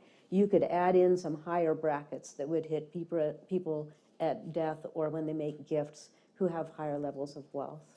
So I think all of those things would be valuable tools for addressing the issue of wealth inequality. So I have I think a little bit of a more neutral position in the choice between wealth and income-based approaches. And I see them as having more in common than the dimension. They have more in common than the dimensions on which they differ. I think the core the core substantive underpinning of this view is that I'm something of a dove on the difficulty of valuation, combined with having a stronger view that it is desirable to take on valuation as opposed to relying on realization. And so if you have a wealth tax that does the valuation, or you have a mark-to-market income tax proposal that does valuation on an annual basis or a more frequent, relatively frequent basis, right? Those two taxes look very, very similar, except for some questions about risk. And there's as lots of folks in the room know, there's a both brand new and 5 years old paper, interrogating that question of exactly how you might trade off the benefits and costs of using the wealth tax base versus the mark-to-market income tax base as it relates to risk and uncertain returns. I'm going to set that aside, mostly because at this point I don't know that we know the answer to that question. But instead say that the taking on valuation, it bites off some challenges about avoidance through aggressive valuation, but what it gets right is that it eliminates any avoidance by taking advantage of gaps between a realization or deferred system and your annual system. And what that does is it delivers the strongest alignment between the economic income and the tax collected as a result of the tax, which then sort of minimizes avoidance gains resulting from anticipated future legislative action or anything like that.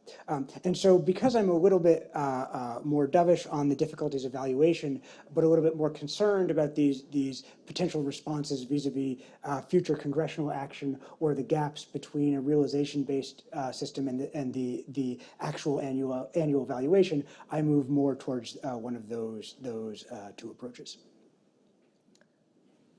Well, I think my fellow panelists have sort of covered a lot of these economic issues for the U.S., but maybe I'll just observe, going back to my comparative role here, that as far as I am aware, and there are probably at least 2 people in the audience who may know this too, but as far as I'm aware, the U.S. is the only OECD country that does tax-free step-up at death, which really does set it apart in terms of taxing wealth, basically, regardless of who you're taxing it to or when you're taxing it. So I'll just make that observation and leave it there. So maybe we've kind of a little bit talked about valuation issues. So what other administrative challenges do you anticipate with having a wealth tax? Beth, do you want to take it this time? Sure, I'll start this, but I would like to talk a little more about valuation issues, in part because Ian has challenged us to come up with solutions rather than just identifying problems. But there are a lot of hard to value assets, because we see this every day when we're working with gifts, taxable gifts and estates. And the hard to value assets include, real estate, closely held businesses, private equity investments, oil and gas interests, art, other tangible property. And when we value these assets for estate tax purposes, this is a major undertaking where we have a 9-month period to get an estate tax return prepared. Often we have to take the 6-month extension, and it takes most of the 15-month period to get all the assets valued. So obviously that's a system that would have to become a lot more efficient if it was something that you were going to do on an annual basis. The other thing we see is that appraisals are just appraisals, and they're basically wrong. Okay, they're somebody's best estimate of what a value is on a certain day. And often we'll have something like an art collection. And so the art appraisers will come in and they'll appraise each item in the collection and put numbers on them. And then over the next couple of years, a lot of those works will go to auction. And some of them sell for way more than they were appraised, and some of them sell for way less than they were appraised. And it's like, oh, well. So it seems like we need some kind of system that would simplify that process, and maybe we excuse some level of accuracy in order to have efficiency, and create some rules of thumb. Like if I have a closely held business, maybe we have some kind of formula on which you value that business for this purpose, so that it isn't a $100,000 endeavor to have that property appraised every year and then to get a number that may or may not be right anyway. So I would think that what we would need to do is simplify it and provide rules that enable people to value assets, accept the fact that they're not going to be 100% accurate, but that fairness would require that we do things have across the board rules that apply to everybody, and then we would just accept those as the wealth tax values, and that's what we're going to use for that purpose. I think that covers it. Greg, do you? Sure. So I mean, I actually think there's a Well, I don't know whether Beth would agree with this, but I'll say part of my dovishness on valuation is a fundamental acceptance of the world being a very rough justice place. And so in the statement that we're going to have to accept that some of the valuations will be wrong, I think that's absolutely right. Many of the valuations will be wrong, but I think one of the important elements here is to establish the principle of valuation. I tend to have a preference for at least in this context, getting the principles-based approach to what the tax base should be over the explicit rules-based approach, because then people will start planning around the rules. And so that, to me, is part of why I 100% agree that the valuations will be wrong. In expectation, all of them will be wrong. But that getting the principle of using the principle of valuation as what we are trying to tax is a valuable part of this type of reform. I'll lift up a little bit to get back to Soni's original question as well. Some of the other issues that get floated in this area for administrative concerns. So I think there's a set of questions about IRS authorities and rules related to how the IRS would either audit or enforce these types of taxes. And I think this is not something that the proposals out there yet have really gone into detail on. I think this is also an area where under the surface, the different types of proposals can start to overlap again in the administration and enforcement side. So imagine that you left open the statute of limitations on valuations under a wealth tax for a very extended period of time. Right, then you can get information about the value of an asset based on the ultimate sales price. You might have a reconciliation at that point or some other form of sort of analysis, not necessarily on the tax itself, but internal to the IRS in thinking about how you enforce the tax. And again, now you've brought the idea of realization in the enforcement side, but not in the tax side, right? So there are these very, very important questions about what authorities and what penalties would be imposed for valuation misstatements and things like that. And there are a set of rules for the estate tax. Are those the right rules for a wealth tax, or should they be revised? We also have some issues that I think are sometimes put under this bucket, though sometimes not, around liquidity, the sort of cash poor households that Janet was talking about. I tend to think that's mostly a non-issue for the type of proposals that Janet presented earlier and that have been put forth in the political debate to this point, because the exemption thresholds are so high that for this population this is just not a concern. But you do hear that type of issue raised sometime in this context. I guess I would just say clearly there are ways to address these valuation challenges, but to reiterate what I said earlier, you clearly can avoid that if you decide that what you're going to do instead is stay within the income tax system, that assets that are not publicly traded will tax the capital gains either when you realize it or when you die, but charging interest to offset the fact that you got that deferral. And of course, under all these mark-to-market based approaches, you would tax the capital gains at ordinary rates. And so it seems to me that accomplishes a lot of the objectives here without having to adopt all the measures that have been discussed. Vicki, is there anything you want to add in terms of how other countries have kind of administered these taxing the wealthy challenges? Well, one fact about the new Belgian tax, which admittedly is only on, as I said, financial assets, is that the burden for not just the burden for reporting, but the burden for actually collecting and remitting the tax is put on the financial institutions or the brokerages. There's a threshold, there's a €500,000 threshold, but if somebody has an account that is valued at, and these are liquid, so you can value them, is valued at more than €500,000, then the burden of administration falls on the institution. Now, those are the ones that are... What if you have 6 accounts that are each 400 million? if they're all in the same No, they're all entity, different they're all in places. different, then the burden falls on the person, and that is harder. But they have you can have third-party reporting, so it's harder. I mean, those are harder to avoid, and I think that obviously one thing that's going to be necessary is for the IRS to rely heavily on all sorts of perhaps even non-traditional sources of third-party reporting, matching with state and local governments, especially on real estate valuations and ownership. But that's not impossible now, and it might be a different approach, but it's definitely not impossible. In a country like the US or the OECD European countries, it's probably not yet quite possible for our low-income country friends, but. That's really interesting. So I know, Greg, you kind of alluded to like the overlapping of a wealth tax with current tax systems.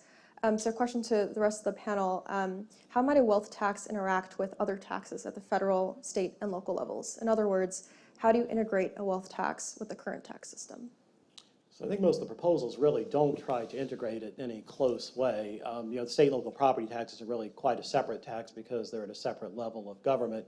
The income tax would no doubt continue to exist alongside the wealth tax. One could provide a deduction against the income tax for one's wealth tax payments, but I don't think the proposals envision that. There would be some synergies in enforcement, perhaps. I think some of the effort devoted to enforcing one of the taxes would tend to make the other a little bit easier to enforce. We would need to think, I suppose, about what role the estate and gift tax would continue to play once you had a wealth tax. I mean, it is, after all, intended to tax wealth when it's transferred, but if wealth is being taxed every year for a certain group of households, one might wonder if there's also a need to have a separate tax when it's transferred. Of course, we might well want to keep the estate and gift tax if we want it to apply to a broader group of people, as it would under today's thresholds, and it could be made to apply to an even broader group if that's desired. But I think most of the proposals largely envision the wealth tax kind of comes in and sits there, and everything else is continuing along. If I could just pick up on that point, I think one of the key issues is how you're going to define a household for purposes of the wealth tax. And what's been talked about is, you could have singles and marrieds, and then maybe you would include dependent children within the wealth of the household. But I think there's a lot of opportunity for wealth tax avoidance if you look at the family that way, in that if I paid a one-time gift tax to transfer, if the threshold is $50 million and I've got $150 million and I pay a one-time gift tax to transfer money to my children, and that gets us all under the wealth tax threshold, then I've avoided it. And I think that kind of demonstrates the continued need for a gift tax, at least, because otherwise you could move wealth around among family members and keep people below the wealth tax threshold. I think one other possibility in the integration space, which I don't think anybody in the political sphere has proposed, is basically using the income taxes as a withholding tax against your wealth taxes. So this is the theory under which the wealth tax is sort of an imputed income tax, a la a sort of a system that the Netherlands has for a subset of income, but sort of takes that to scale, uses the wealth tax as an imputed income tax, and then treats some of the income taxes paid that could be paid against those taxes as sort of withholding. It's another, in the bucket of ways to integrate another option that's sort of sitting there. It's possible, by the way, that if you did that type of approach, it might make it easier for the tax to stand up against the constitutional challenges. I mean, that's far from certain, but that is one approach that's been recommended as a way to, because income taxes don't need to be apportioned among the states. If you make this enough like an income tax, it may survive constitutional scrutiny. You could either adopt something like that as your proposal for the wealth tax, or you could even enact a bill that sets forth just a straight up wealth tax, but says if this is declared unconstitutional, then the fallback is that you do something like that. So, Since we're talking about constitutional issues, we could shift gears to that. So first of all, how would a wealth tax be opened up to constitutional challenges, and how could you make sure that a wealth tax is not unconstitutional? Who wants to take that first? Do I get to start with that one? So Alan gave a nice introduction to that subject at the beginning, but the issue is that there are constitutional limits on the imposition of a direct tax, and a direct tax has to be apportioned based on the census, based on population. And we've got a series of cases over, almost a couple of hundred years that have construed those constitutional provisions, going back to where the Supreme Court said that the proposed income tax was unconstitutional because it was an unconstitutional direct tax, which resulted in the amendment that allowed for an income tax. So now we have kind of two options. We can have a direct tax that's apportioned based on population, or we can have an income tax. And then there were other cases. There was another case that looked at the gift tax, where someone brought a constitutional challenge against the gift tax, and the Supreme Court said, no, that's not a direct tax, it's a tax on a transfer. So that's another possible out for a wealth tax if you could somehow get it within that framework. But I think, to me, the critical thing here is that a wealth tax will be challenged. I think there is zero doubt about that.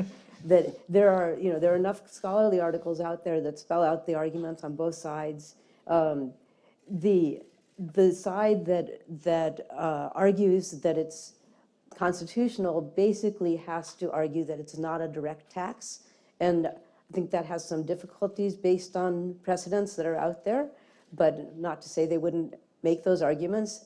And that's a case that would take years to work its way through the federal court system. So it's just something that has to be reckoned with, because it will happen.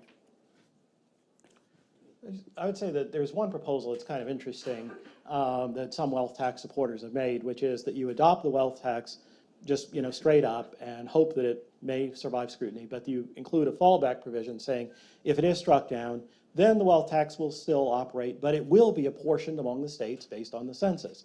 And so, of course, that's a bad wealth tax, because it means that in the low wealth states, low per capita wealth, the wealth tax rate is going to be much higher. Nobody really liked that kind of wealth tax, but you could impose that as a fallback mechanism. And so the argument that's made by the wealth tax supporters, you can make of it what you will, is that, first of all, if you really believe this country needs a wealth tax, then you would probably think that an apportioned wealth tax, despite its severe flaws, is better than none at all. And since that fallback option would be unequivocally constitutional, this would guarantee you that you would end up with some kind of wealth tax. But the second point is that everyone agrees that an apportioned wealth tax is worse than an unapportioned one. And so if potential challengers and the judges who are ruling on these challenges know that striking down the unapportioned wealth tax would just lead to an apportioned wealth tax that nobody wants, perhaps it would deter the wealth tax being struck down. Ouch! Make of it what you want. I would not want to play that game of chicken. Well, it's not my idea. It's not my idea, but it's an interesting option. Greg and Vicki, did you guys want to add anything? Not on that. Okay, so some people are concerned that a wealth tax could increase the likelihood of the wealthy hiding their assets and moving money offshore. The estate tax, for instance, is supposed to be a 40% charge for estates that are valued at $11.4 million and above. But think tanks say that in reality it's been lower, some suggesting that people pay less than half because of things like trusts. So would tax avoidance and tax evasion be an issue with the wealth tax? And if so, how would you propose limiting tax evasion and avoidance? Beth? You're looking at me again. So the number one issue I have with the proposals that I've seen is that they don't address trusts at all. And a lot of wealthy people keep their money in trust. And for a wealth tax to have any teeth, it's going to have to address how you deal with assets in trust.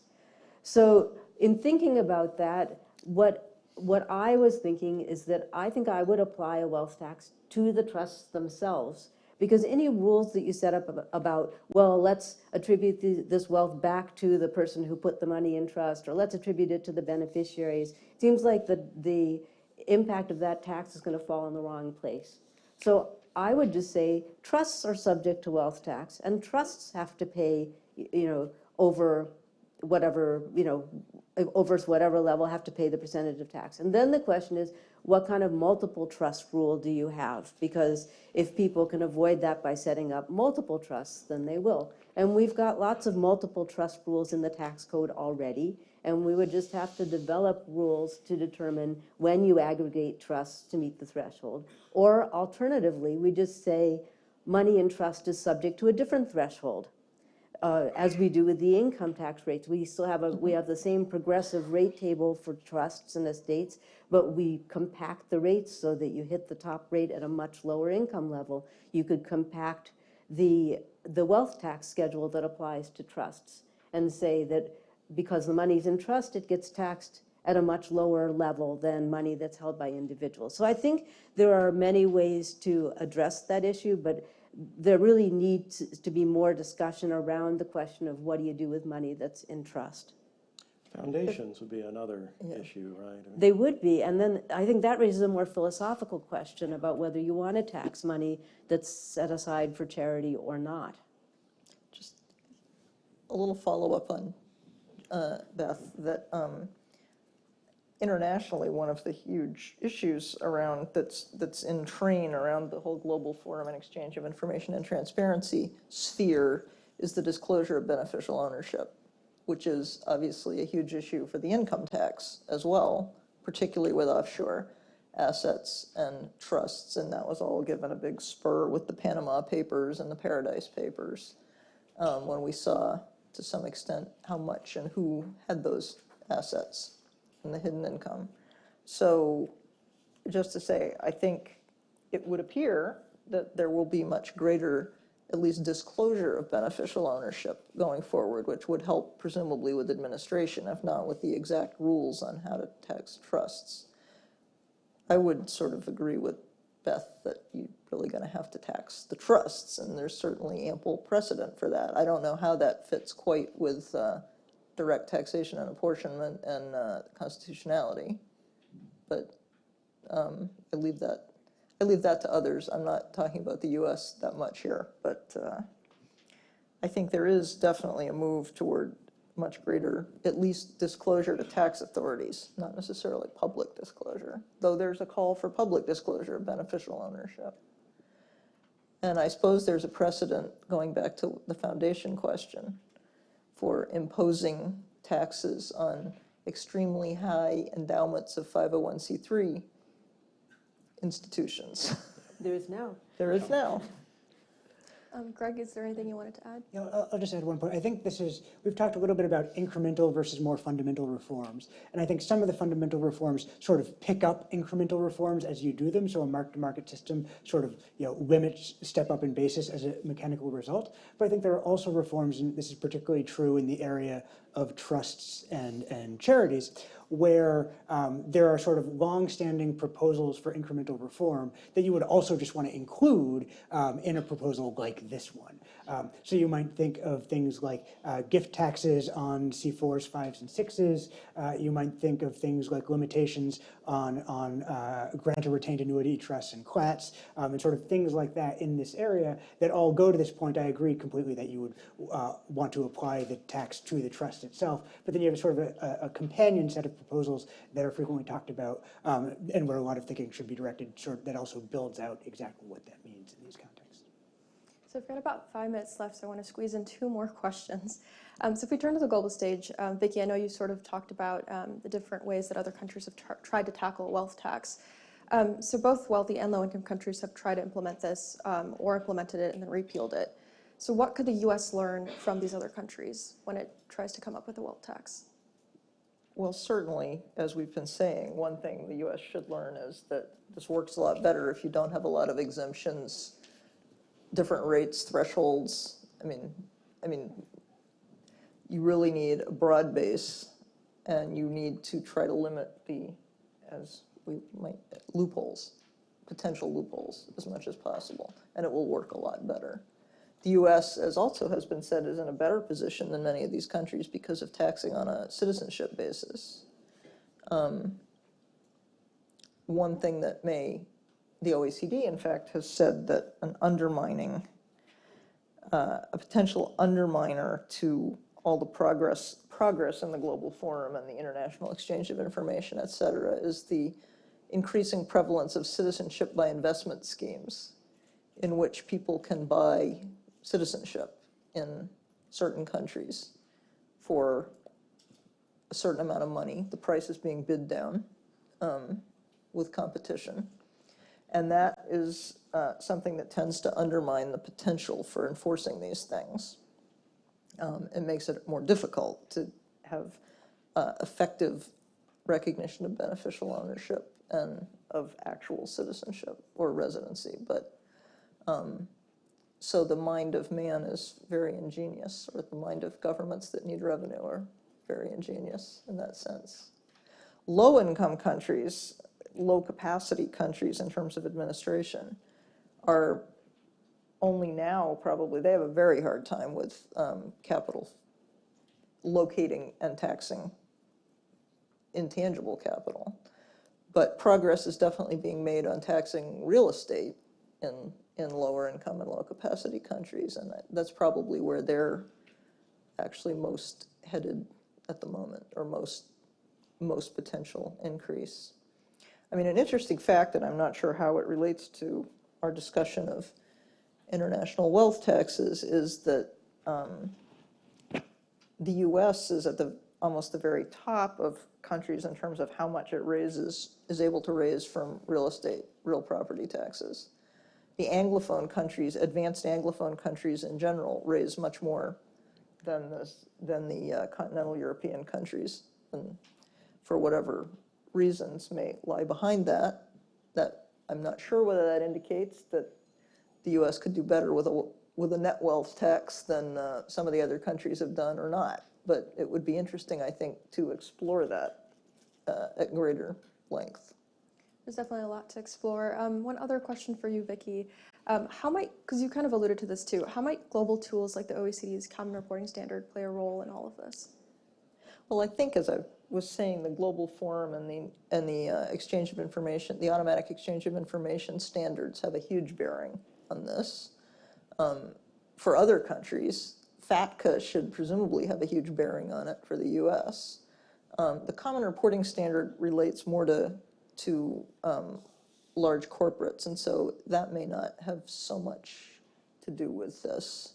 But there's certainly a lot of progress. I think one might not have believed 10 years ago that we could have gotten internationally as far as we've gotten with exchange of information and peer review of whether countries are compliant. So I think there's a lot of progress in that regard. Thank you. So bringing it back to the U.S., last question. So I know, Alan, you sort of talked about national savings would decline. So how would a wealth tax affect the U.S. economy? Would entrepreneurship decline? And another part to that question is, if a wealth tax significantly cuts the fortunes of U.S. billionaires, does that hurt how much global influence they have? Do you want to take that first? Okay, sure. So I don't think there'd be any noticeable impact on entrepreneurship. I would probably, tend to dismiss that. I do think that, yeah, there would be some reduction in national saving, and as I explained, you'd expect the private saving of the affected taxpayers to fall by roughly the amount of the tax payments, and then you'd have an offset from whatever saving the government might do with part of the revenue. And then investment fall in the United States, but by less because of the capital inflow. So I do think over time, the pie in the United States, as measured by GDP, would be smaller. And so I think arguments that the wealth tax is actually going to promote growth in the sense of GDP are really unlikely to be true. I think instead you'd expect GDP to be reduced. Obviously, that doesn't mean that you necessarily don't want to do it, because the pie will clearly be sliced more equally, and because you may, if all goes well, be devoting more of the pie to public services and programs that are highly effective. Of course, you can imagine other outcomes occurring, so you'd have to try to evaluate all of that. But I think that you'd expect over time that there would be a somewhat lower level of GDP due to a lower level of national saving. If I could just, there is a pretty good piece of work from a year before the current German government partner proposed reintroducing a wealth tax that by the IFO Institute in Munich that finds that basically for Germany, that there is a negative effect they find using a CGE model. But again, it depends on what you do with the money and et cetera. Greg and Beth, any last comments? So I'll just offer a slightly different perspective on thinking about what the economic effects of a tax proposal, this one or any other one, are. And that's that let's do any tax hike raises revenue and imposes burden. And the question you're always evaluating is how much revenue does it raise, how much burden does it impose, and who does it impose that burden on? Right. And so there's a bunch of underlying technical questions as you assess the potential for burden to be shifted across from the people who bear the statutory incidence to other actors, avoidance responses and other types of behavior that can change the amount of revenue, that can also change the amount of burden. I think what we saw in Janet's presentation earlier and what sort of has been the general assessment of this conversation throughout is that the wealth tax or other approaches to taxing wealth, such as mark-to-market, have the potential to raise very large sums of money and would, as a result of that, impose burden, and that burden would be imposed primarily on the wealthiest families. We haven't explicitly talked about shifting too much. I think broadly consistent with what Alan was just saying, though I won't put words in his mouth, the idea that impacts on equilibrium rates of return, at least to my mind, would be modest, so you would have the incidence remain largely on the owners of wealth themselves. And so that's sort of how I approach the economic effects of taxation generally and in the specific context of this proposal. I would just say, yes, I do agree that there you could expect a little bit of shifting to workers in the form of lower wages through a reduction in investment in the United States. But because of the capital inflow, I think that effect would be small. And so if you have the overwhelming bulk of the tax being paid by 75,000 very wealthy households, and then a minor portion of it showing up more or less as an across-the-board reduction in wages, you would obviously still have a highly, extremely progressive tax. Well, thank you so much, guys. There's definitely quite a lot to think about. So I'm going to open it up for questions, and someone will come by with a mic. So we'll go with you first, and then you, and then I'll keep picking. So, Phil West, Dr. Johnson. Phil West. Hello? No. Is it on now? No. Another.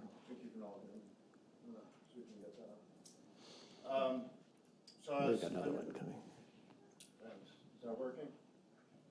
No? No. Voice is loud enough. As another practicing tax lawyer that's not like the others, it won't surprise people to hear. I think some of the comments that have given short shrift to things like enforcement and valuation and liquidity, are misplaced, and those concerns are real from the clients I work with and intuitively as well. On enforcement, one more try. How's that? Oh, there we go. All right. So on enforcement, just very briefly, the most intractable and lengthy fights, or among the most intractable and lengthy fights that taxpayers have with the IRS are about valuation issues. You give the IRS a long time to value assets as you proposed. It just lengthens what are otherwise very lengthy disputes. Good for tax lawyers, maybe not so good for the system. I'm intrigued by the mark-to-market proposal, and I think that's a potentially viable alternative. Design question, Alan. Would it just be basis to valuation at death, or would it be annual? When you figure out the interest charge, and how would you account for losses in figuring that out? There's mark-to-market does raise a host of issues. Senator Wyden, of course, has just put out a partial proposal with request for comments. Eric Toder and I did a report a few years back where we recommended mark-to-market taxation of publicly traded assets. The one thing I would add to the proposal that I and Eric did was that I think you would want to have an accompanying it. You would try to approximate mark-to-market with the non-publicly traded assets by saying, yeah, we'll tax you at death or when you sell, but yeah, we will impose an interest charge. I think in general, there's two things that, if you're taxing capital gains this way, do become much simpler. One is you really can allow full loss deductibility, especially under the actual mark-to-market. I mean, today we restrict loss deductibility because we know that if taxpayers have some assets that have losses and some that have gains, they'll realize the losses and not realize the gains. But under mark-to-market, you've got to take them both as they hit you, and so we can allow loss deductibility without putting the limits on today. Furthermore, you can tax, and I think you would tax, capital gains at ordinary rates, because you would no longer be concerned that, oh, that's such a high tax rate, nobody will realize anymore. Well, that's irrelevant under this setup. So yes, there would be clearly some design issues. What interest rate would you use to compute the deferral charge on the non-publicly traded assets? You'd have to value the non-publicly traded assets at death if they were held until then. But you have to do that for the estate tax anyway. You would have to define what's publicly traded and what's not publicly traded. But I think, as you and Beth can note, there was actually a few different definitions of that in the tax code already. So I think you can certainly do that.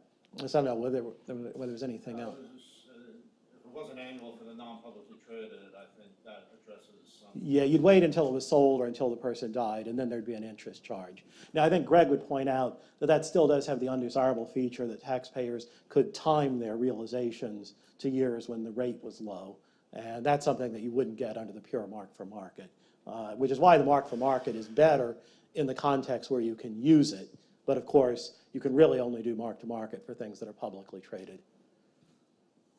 The one point I'd add there that I worry about a little bit, and again, I don't think this is insurmountable, I'm open to all of these proposals, is the assignment of income across years, and particularly the potential for strategies. If you assume a constant rate of return, then there are strategies about stuffing basis, in a sense, into assets shortly before you sell that could start to arise under that type of proposal. I think that, to my mind, is part of what makes designing the deferral charge structure a meaningful challenge, and is part of what how I'm trading off valuation versus deferral charge. But yeah, same setup. I mean, it's interesting that today, for taxpayers who own shares in passive foreign investment corporations, the PFICs, that there's a few different arrangements under which they can be taxed. Well, I guess three. And so one of them actually is a mark-to-market approach, and one of them is a deferral charge approach. And so we actually do have some experience in applying those approaches, although admittedly, generalizing it from the PFIC case is going to be, what was you said, a meaningful challenge? Or I don't know. So yeah. I will do you. Hi, Rick Newman with Yahoo Finance. I just, whoever wants to answer, just asking you about the two specific proposals that we now have from the two candidates. We know about Elizabeth Warren's, and now Bernie Sanders came out with his wealth tax today, and they're basically structured the same. There's a threshold for Elizabeth Warren, it's 50 million. For Bernie, it's 32.5, and then there's a rate, a tax on the wealth above that level. Are those plans structured correctly, or could they be done in some better or more efficient way?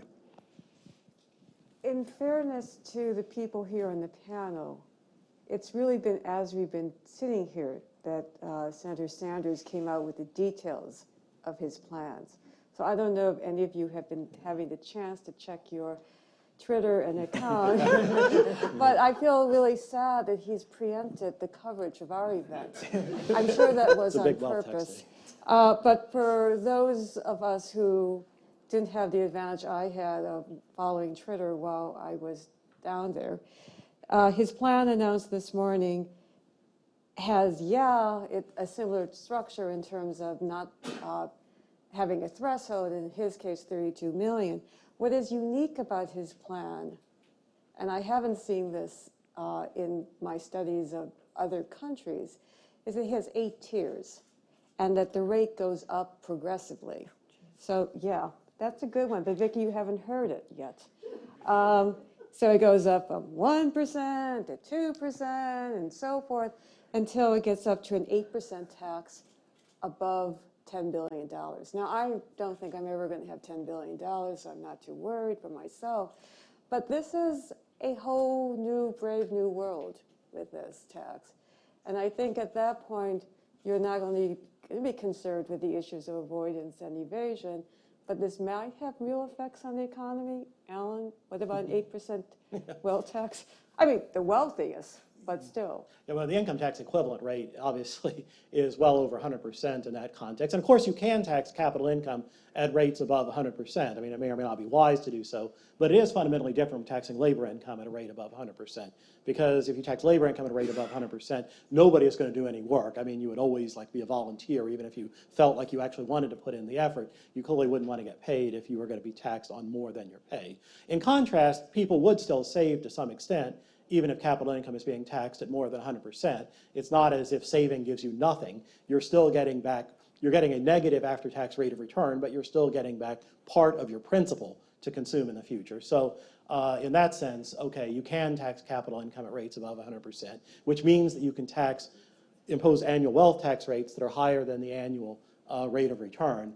But you certainly do have to think, yeah, you're going to have some, I mean, these impacts on saving and on investment are going to be larger at 8% than they would be at 2% or 3%. You know, again, scaled obviously by the fraction of wealth that would actually be hit by the 8% rate.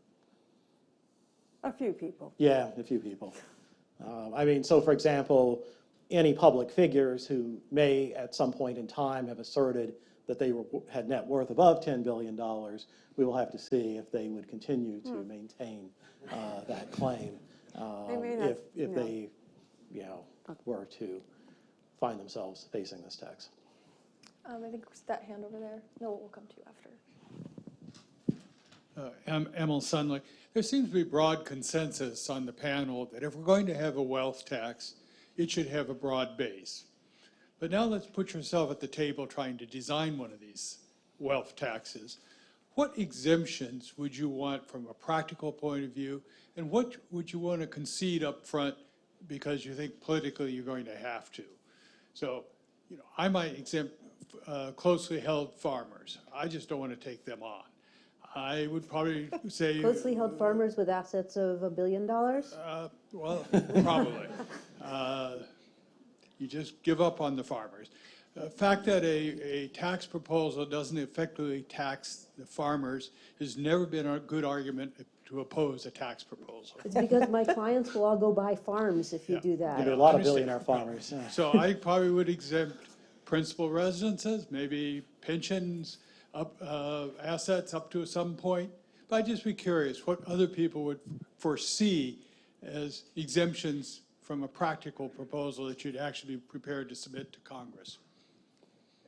I mean, so I'd take a fairly hard line here and say that at least in the context of the proposals that have been set forth in the political arena to this point, the general exemption is the primary offer on the table, and the asset-specific exemptions should be limited. The one place that I think you could have a compliance cost-motivated case is sort of, you know, household goods in some sense, which you could use some form of imputation or some other approach like that.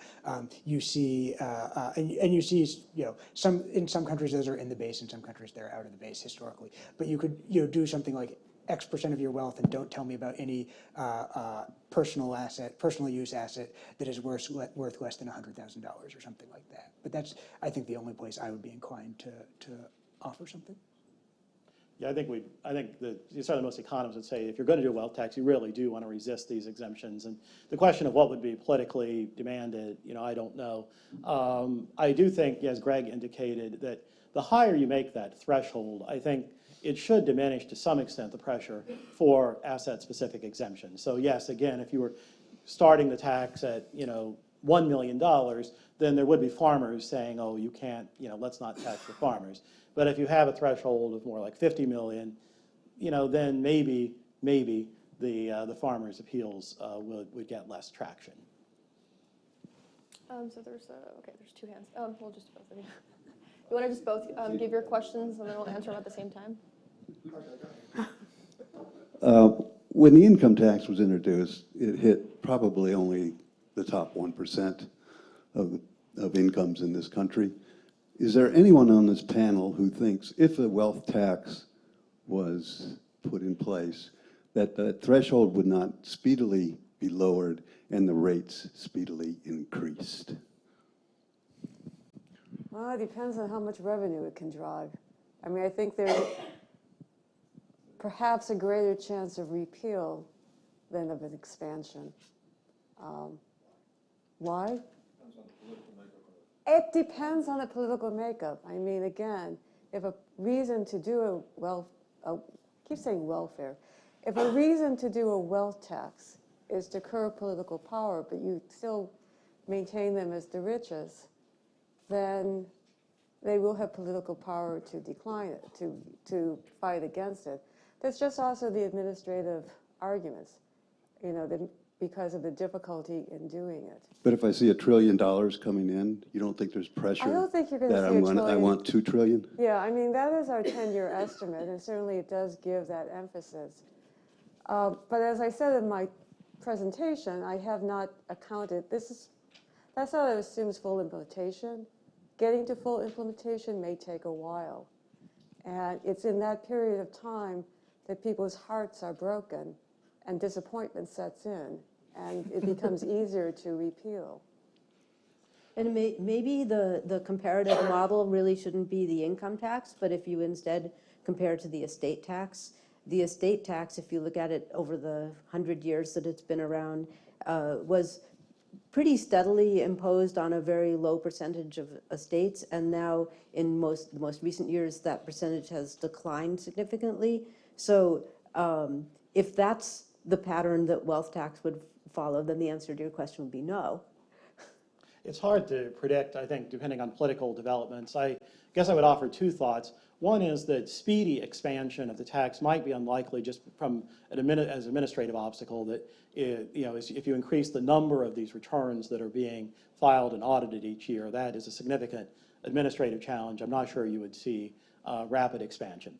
On the other hand, I believe that most of these proposals call for a constant nominal threshold. And so it doesn't adjust for inflation, let alone for growth in real wealth over time. And so in that sense, most of these proposals actually do have a slow, steady expansion built into them. With the emphasis on slow. Yeah. And I just I have it.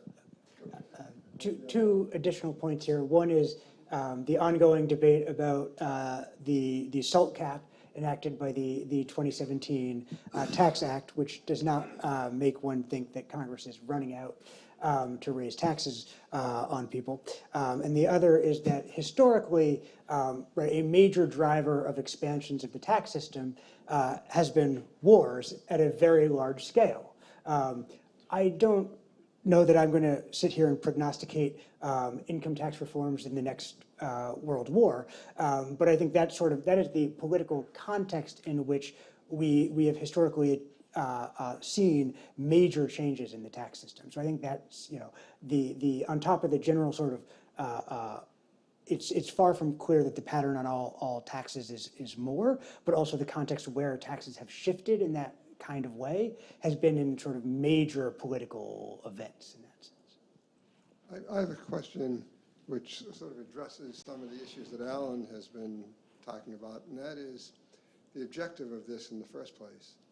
Is it because we're concerned about the excessive accumulation of wealth and therefore the power that's conferred upon a fairly small population group? Or is it because we think that the income tax does not do a good enough job of taxing higher income or higher wealth individuals?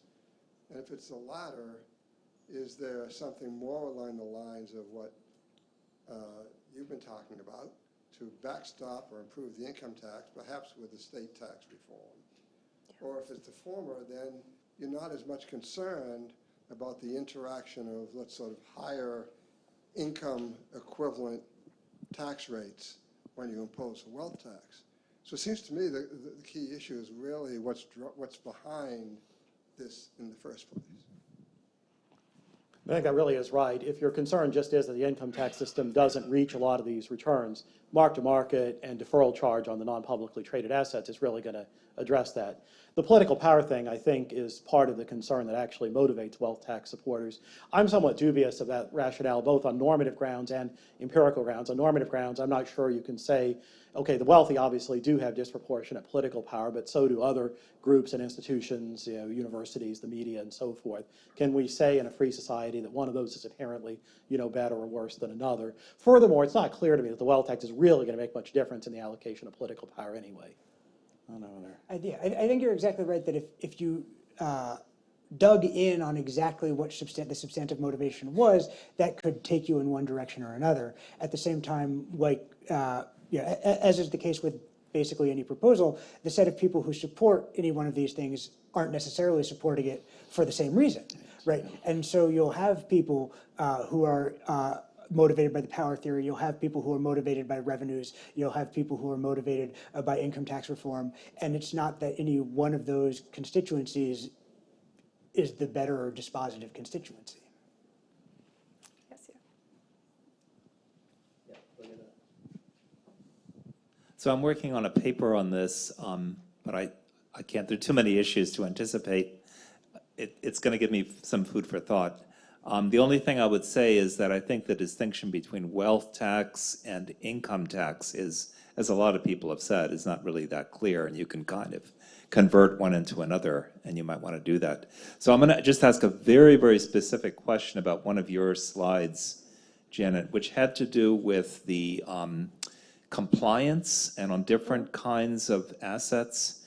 And the, I guess, comment or question is, I'm not sure how relevant that is, because unless those data are about the people at the very high end, I'm not sure, for example, that the fact that a carpenter doesn't report their income very much has very much to do with what someone at the very top would report.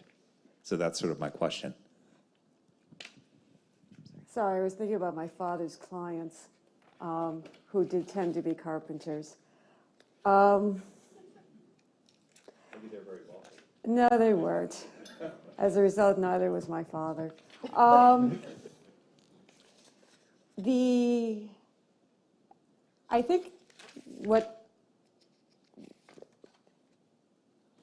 there was a study that was done by Joel Slemrod and a man named Johns, whose first name escapes me, that did look at the distribution of noncompliance, taking the IRS compliance data and looking at it in terms of income. And you did see some evidence of higher noncompliance with income because of the very nature of where the sources of income came from. Because we see more prevalence in the portfolios of the wealthy in terms of the privately held businesses and the like, there is more opportunities and evidence thereof of being taken advantage of for evasion. I mean, part of that comes through, again, well, I don't know how much I should talk about my father, but it's good stories, though. What? Different times. Wait for the blogs on them. But the issue is, I mean, it's not only a question of honesty, it's also a question of knowing what the value of those assets are when they're not constantly traded.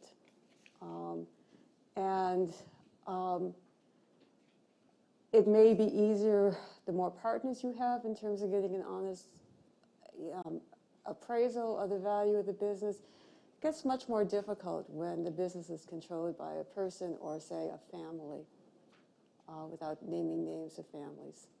So I do think it's relevant. I think when there are holes in the system in terms of information, difficulties in validating, you're going to have non-compliance at every level of the income strata. Thanks so much, Janet. So unfortunately, that's all the time that we have for questions. So just to wrap up, I'm going to pick on Greg first because I feel like I'm always picking on Alan and Beth. Do you have any final remarks to share? I think I'll just return to one of the themes that sort of come up throughout this conversation, that there's sort of a menu of policy options on the table to tax wealth via the wealth tax, via the mark-to-market income tax, that I think are all sort of being motivated by interest in new revenues, responses to inequality, structural critiques of the income tax system. And so I think it's a very interesting and exciting time to be having these conversations about how we can reform the taxation of wealth and investment income. To me, the devil's in the details, and I think it's really important that we not stay up at a lofty policy level in discussing this thing, but actually talk about how you would design a tax in a way that would work and that people would have to comply with so that it would serve the purpose that it's supposed to serve. So I think the main conclusion that I draw from this is that it is really important to identify the purposes that the wealth tax is intended to serve, and that if the goal really is just to obtain more effective taxation of the income of the wealthy than we're getting under today's realization-based system, you do not need the complications and uncertainties of a wealth tax, because you can improve the income tax system in fundamental ways that will effectively address those concerns. Vicky? I guess just two observations. I definitely agree with Beth that one certainly needs to figure out exactly how to do it, and lessons can be drawn from other countries' experiences in that regard. But times are changing, I think, in that respect to some degree. Maybe, I guess just a last observation. As far as I know, there's no country in the world that's actually good at taxing farmers. So I don't think that this should rise or fall on, that kind of issue.